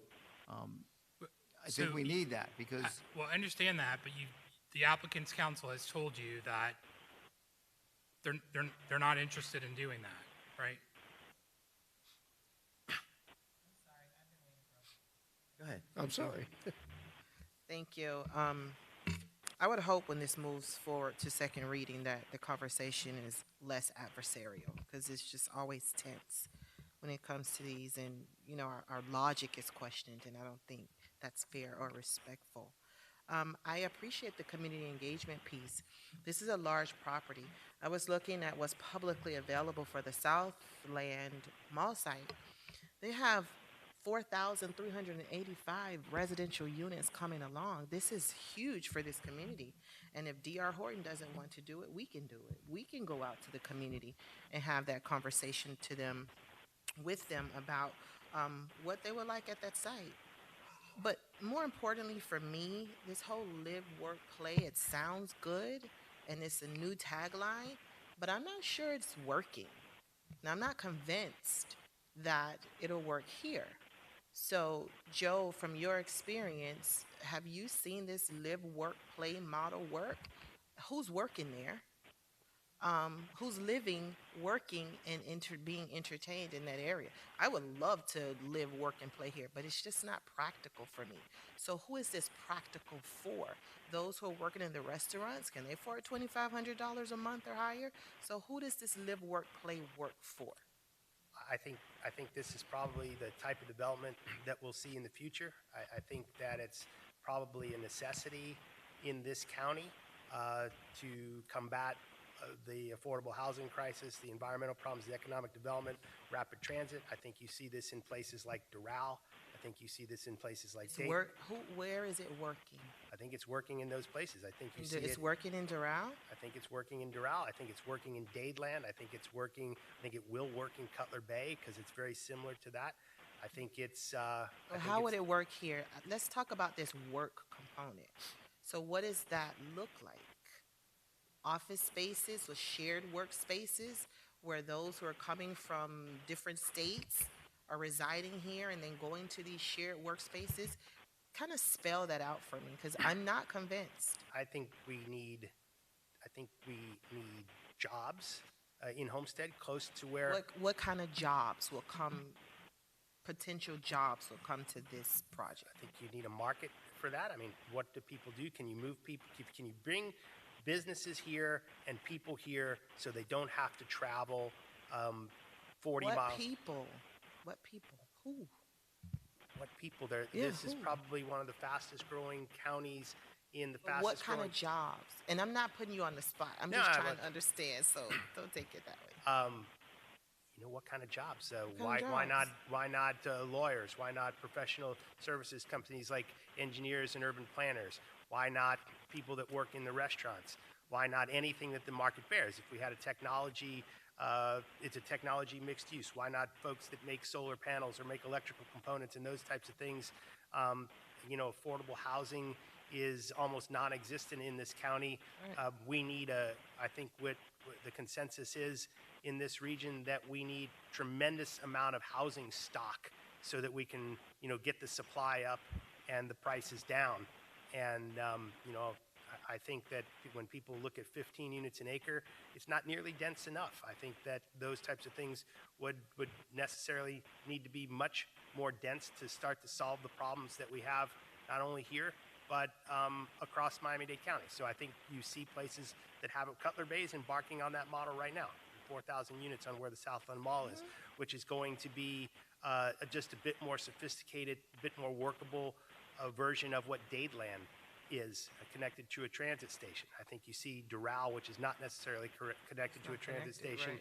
but it's one of the most desirable places in all of Miami-Dade County. And it's got, it's got restaurants, it's got jobs, it's got residential in the area. I think this is the model for the future in Miami-Dade County, particularly along the rapid transit corridors. It's probably a very good thing. It's probably not dense enough. So what I think this council wants is not the status quo, not more of the same. I think we want what our residents want also. And our residents don't want a lot of density. They don't want it. So we're smart enough to know that some density may have to come there in order for the restaurants and the entertainment to come. But for me, I would like to see way more commercial than density, way more. I'm like a 70-30 or 80-20, 80 commercial and 20%. Way more commercial over residential. But I would definitely like that component of community input. And they don't have to do it. We can do it. We can schedule that. We can go out to the community and ask them what they want so that we come back and we give their marching orders. That, I think, should be spelled out, not this community outreach on Zoom, not where you placing phone calls, true town hall meetings. When I first got here, the Cyberarium, we spoke to principals, we spoke to teachers, we spoke to students, we spoke to pastors. We pound the pavement throughout this community to get a clear understanding of what they wanted. And for a project like this, that was a Cyberarium. We had months of outreach. This property, 90-something acres, we need to go to the people, and that's what I'm in favor of doing. Thank you, Councilwoman, Mayor. I think that you're exactly right. I think that would make, appearing to make you more happy is having, it can be whatever you want it to be. But I think we should start to specify that in the zoning code, not necessarily later. I get the sense it's just it's too vague right now to be palatable. We don't know if it's a 30, 70, or whatever. You can put that in here right now. If it's 30 to 70% commercial, it's great. But I think it would be very informative to the people if that was in the zoning portion of the code and not in the master planning portion of the code.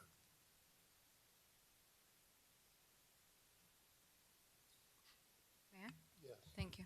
I mean, all we want is to understand what the vision is, so that we can know the effects of what implementing these changes could somehow look like.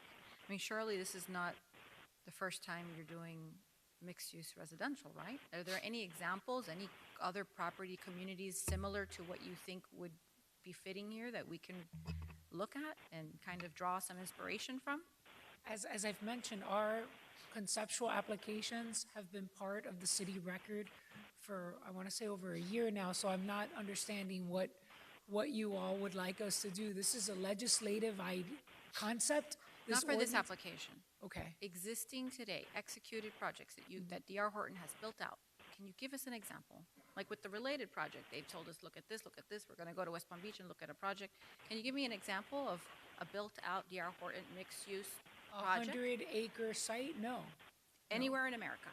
A D.R. Horton 100-acre site? No. I don't think not a vertical mixed use no. I think that when we look at 100-acre sites, vertical mixed use, you're talking about new communities, which are the Dadelands, the Aventuras, the Coconut Grove, the Hialeah Market Station. Those are all the kind of communities. Okay. But we have, as far as plans go, that is the proposal that we have to present to the city of Homestead. What we're here about is a process. Oh, that as I to how to understand. get that. I understand that Right. we want to keep that separate, and that's the intent of the applicant is to Well, keep it that's what we completely had thought, separate. to get some discussion going as to the process, because otherwise the current process, which again, we've commenced on, it's just the details that were being requested. That's okay, and I didn't, I'm sorry that I asked, but I didn't realize that it was, this is our first rodeo at changing the TMU, right? And this is your first rodeo as an applicant, providing the proposed legislation for this No, size of a TMU, so Well, we're TMU, working, absolutely. we're working it together, and I am 100% in favor of the vice mayor's suggestion and making this as much as possible a resident inspired and community outreach process.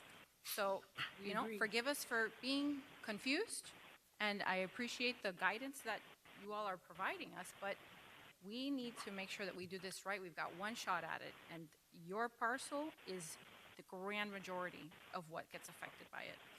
Councilwoman, and maybe I'll lend some insight to this. I think what you all are mainly asking for up there is vertical mixed use. I think the plans that we have in the department are horizontal mixed use. So you have a fundamental Exactly. disagreement with the current application as it would stand. And that's why I would suggest you want specificity in the zoning code, because that tells you what you're about to develop and gives you some assurity. So that's the amount of clarification that I can provide. Councilman Roth, then Bailey, the vice mayor. I just have one question. Joe, you mentioned that's true. Okay. The Color Bay project, that sits on 80 acres? It's a pretty big site. This is just the whole Southland Mall. Southland, yeah. I mean, that's the entire project. They're area. proposed, so 80, 100 acres, whatever. It can't be more than 150 acres, right? How many? 80. It's 80 acres. Yeah. And they're going to put how many units? Look, the land, Wait a the zoning code says an average height of 17 stories at a density of 250 Let's let the units an guy acre. who was involved in it tell us how many acres are there. I'm actually doing one of those projects. It's on 10 acres right on US 1 with the busway on the other side. 1,247 units on 10 acres. And it's 11 stories. And it has retail on the entire ground floor. It's a mixed-use project. And that's on the Southland Mall property? Or Excuse me? is that on the Southland Mall No, property? it's actually across the street. Across the street. So that's 120 units per acre. Yeah. If I It's not could. what we're proposing here at all. So, At all, on not this, even this close. notion of vertical mixed use and horizontal mixed use definitely gives you a different, right, a much different flavor, profile with regards to a large parcel like this, right? The conceptual that the applicant has submitted is horizontal, and as it's proposed right now, not that it would stay this way, because it's all going to be determined based on what the actual zoning code says. That will dictate what the final master plan or product would finally look like. But as proposed right now, at the 15 units per acre, you're talking about 554 dwelling units.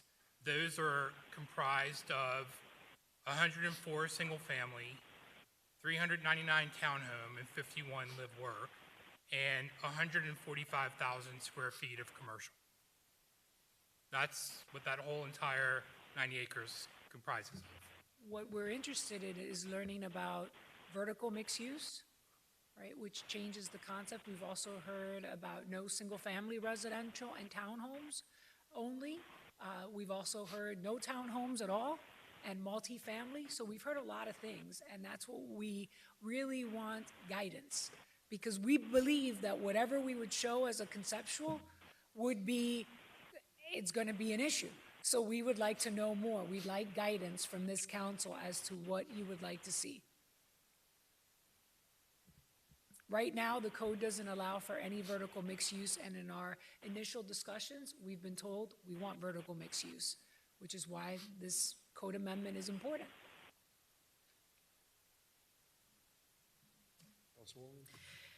I think that in listening to tonight, none of us are capable of imagining what this could look like. This should have been one-on-ones with Development Services and you, James, to just at least show us a few examples. I mean, we're not talking about a specific parcel, but we're talking about a specific parcel. Nothing else is going to be affected like this one is. It is the only one by the turnpike. It's the only one of that size. And I feel like that could have been a little easier to see what does a vertical mixed use look like. Without examples, we're never going to come up with anything. This is way above our pay grade. So may I offer Yes. what we had thought we were going to do tonight, which I was a workshop where our consultant Exactly, Ed but Valle if could we provide say- you different densities. If we say we'll allow 6 units per acre, that's 540 homes. We just had a major issue with 770. There's no way we can approve even 540 without seeing what those amenities that come with it look like. That's what I can't imagine. You know, when there's a variance and we can say, okay, well, you put in a stoplight, that'll alleviate traffic, it's an easier yes. But to say, okay, let's allow for 540 homes, which is a very small density, without seeing what that looks like, it's impossible. At So least for we- me, it's impossible. So we agree with you, and that's why we thought we would have a process which would allow us to go forward in the process. If what you're asking is you want to understand what density, vertical versus horizontal, what spaces look like, this is a project that is 6 units per acre, 15 units per acre, 120 units per I- acre. That's what our I understand. consultants is willing to do as a I'm not workshop. against the density at all. I am for smart density. That is the future. We need to have those types of developments. There's just no way around it. But without being able to see anything, it's really impossible. I'm not against the density at all. So But I what don't we want to can- say 6 when it could be this so much more of an amazing project if we did allow 12. There's just way too many variables.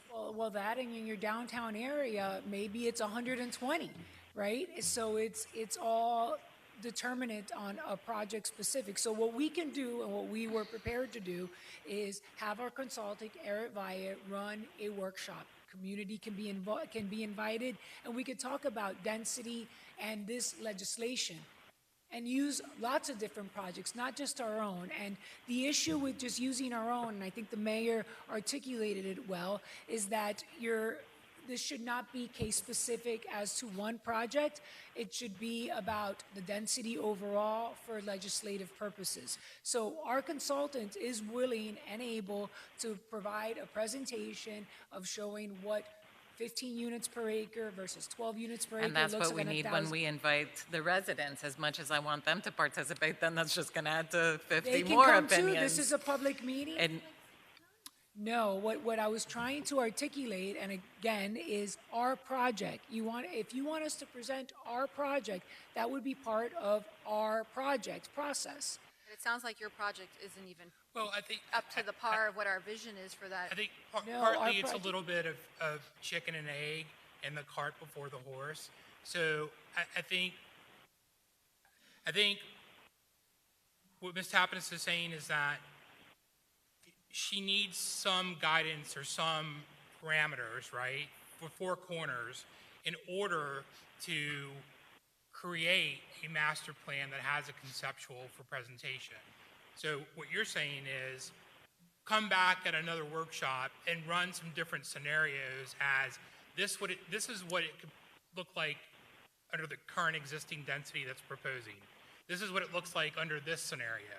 This is what it looks like under. What this legislation looks like. Right. What this legislation will create in a 20-acre parcel, in a 100-acre parcel, in a 40-acre parcel. That is the legislation. You may determine that the regulations aren't appropriate for something that's 40 acres, right? Maybe you need to have 90 acres same to thing is not support going to. this type of mixed-use development. But So let me, we are willing to do a workshop to present this legislation, and if there was any confusion, let me just specify that, and it could be mine, right? The idea of presenting a project as part of a workshop dealing with the legislation just doesn't really make sense. We can present, our planner can come back and have a workshop with you all, as well as the community who can attend it as well, dealing with what a live-work community looks like. What is that even? What is work-live? What kind of residences and jobs will be attracted to this, right? What other communities do? You can see what Doral is in different parts of Doral, what their 16 units to the acre looks like, what their 25 units to the acre looks like, versus Cutler Bay proposed at 120 units per acre. Those are all things that we can definitely present as part of this legislation.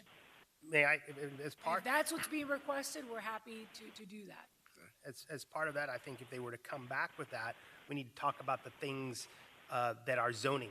What's the floor area ratio? What are the setbacks of these buildings? They're going to show us examples, pictures, graphics of these types of things. And to write a zoning code, you need to know what setbacks are, pervious space, minimum unit sizes, all those things that I've listed in this category.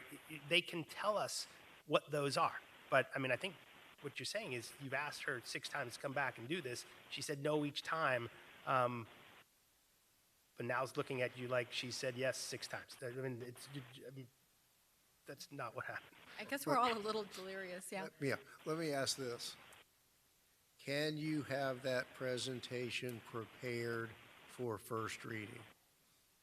No, I don't want to see that at first No, reading. I think it would be a workshop, and we're happy to defer first reading to have that take place. Okay, so Again, we'll- we thought that's what we were coming Gotcha, to okay. do, right? So- But again, that's separate, that's this legislation and not our specific project. Our specific project requires guidance, as was articulated, right? We don't have a project to present because we need guidance specifically on the issue of vertical versus horizontal mixed use. I have a question or a statement. What I foresee, yes, probably many more. This particular property, the size of it, the way the conversation is going, it's practically a city place 2.0. Okay?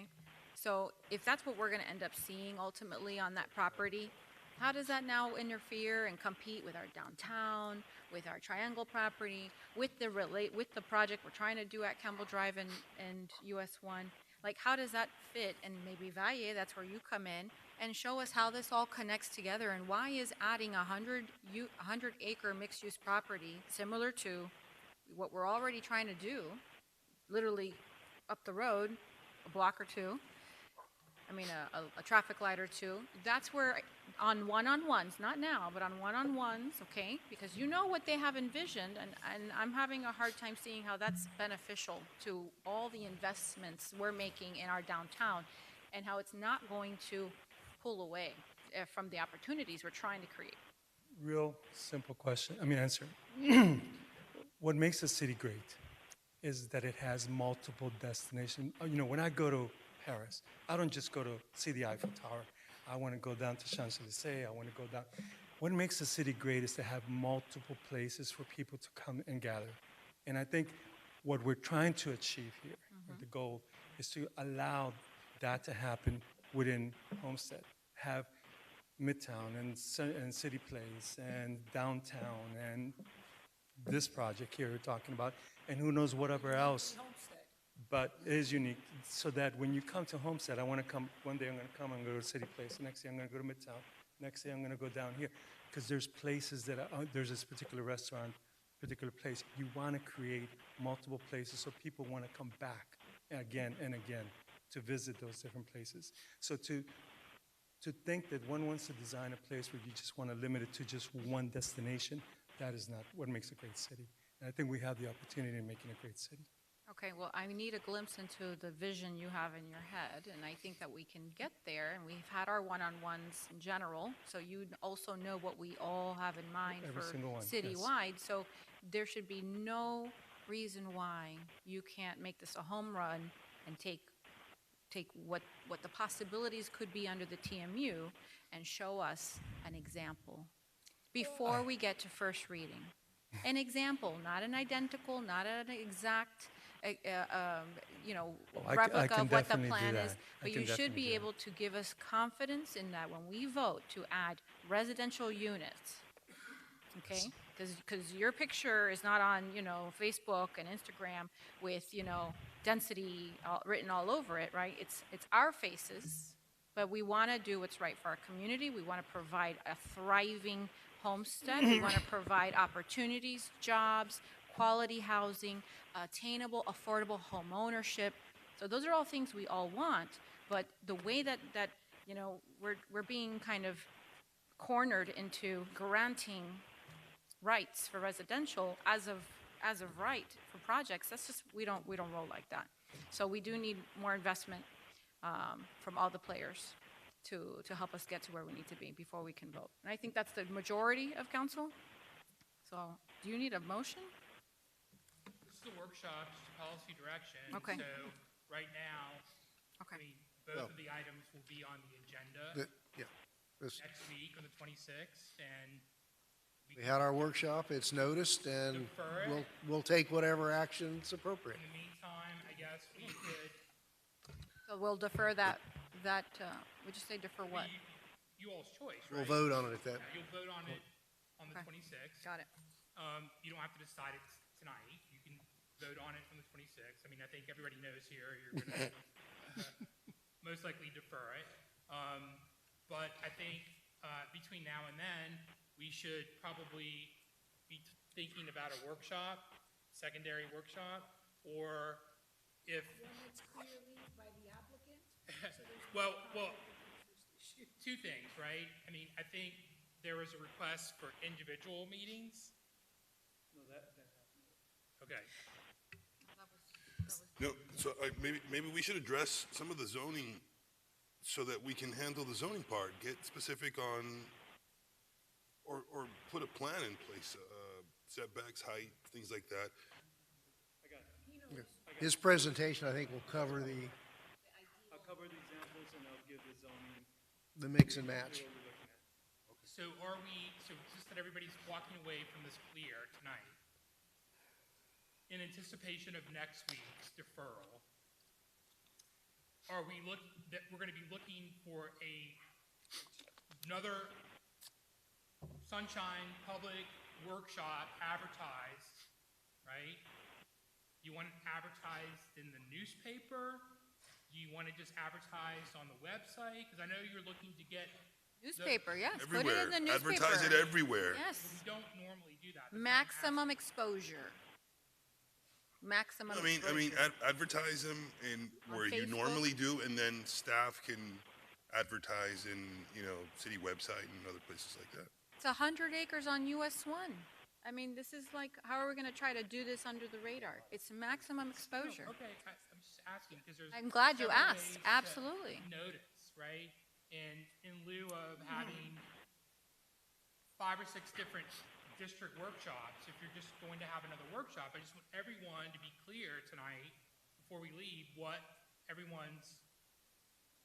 Yes, obviously, people are going to be objecting to some of the density in the conversation, but if you do maximum exposure, you're also going to possibly attract businesses and people interested in making this a project very successful. So I would like to make sure that we put it on social media.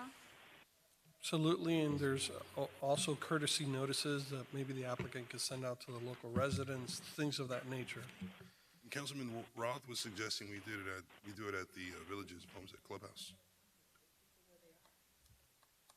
Well, I don't know about the parking, but yeah, I mean, that's the regional area of impact, right? That's where it's gonna impact the most people, so, at least one in that area.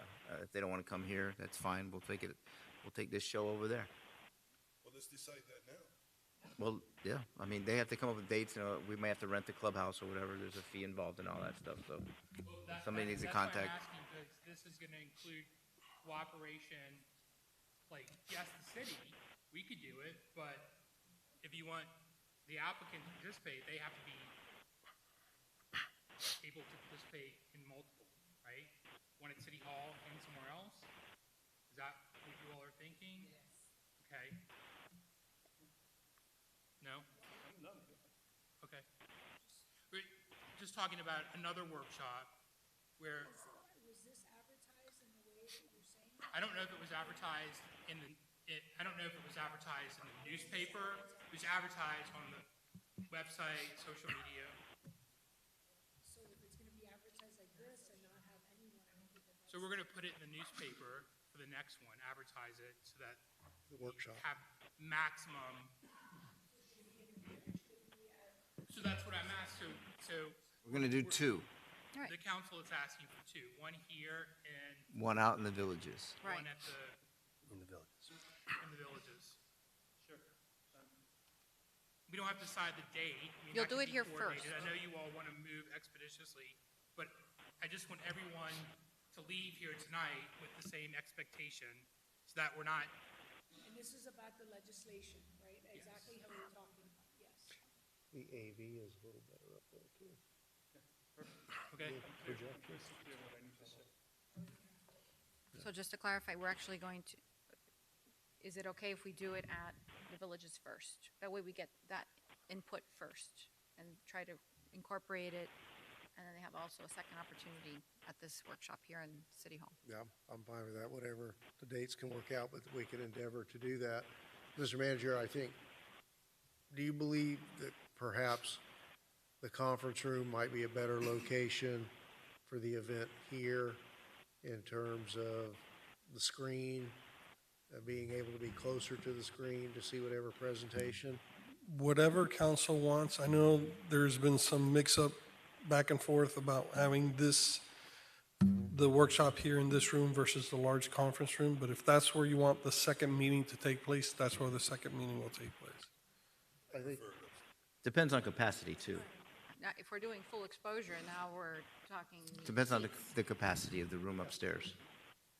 set it for there, and if it's overflow, we'll do what we need We'll have to to do. relocate, yeah. Yeah, but I think what will be key is courtesy notices in the area. I think that's where you're going to get the most resident participation. So we'll work with the applicant in putting something together for that. Exactly, and that's a good point, because what effort did the applicant make to make sure that there were a lot of bodies in this room to participate in the workshop? If you were here and planned and prepared for that workshop to be what it is we're trying to do next, how did you guys advertise, so that we know if it, not to do it again, or how to do it differently? We were told that we were informed that that the city was handling this. So And it was advertised as the city advertises. This happened at first reading, you may recall. So it was publicly noticed at the public hearing, and it was advertised in the way the city advertises. We were told, Like we always do, newspaper, courtesy notice, and all that, got deferred. Sorry, Next was week. deferred, but I don't think the full plethora was done for the workshop. It was advertised, it was done, but it wasn't in the newspaper, I don't believe. more collaboration on the advertising. Yes, ma'am. Okay, thank you. And in that regard, so that we're all consistent, if staff could create something for each of us to place on our various social media platforms, that's 20,000 people probably, at least among the seven of our platforms, but to be consistent. They're all seeing the same thing, repetitiveness over and over again. We'll get you all something. All right, thank you. If I can just add, I like the fact that we're having these workshops, but if I can put on my teacher hat just for a second, this presentation tonight is not going to resonate to residents.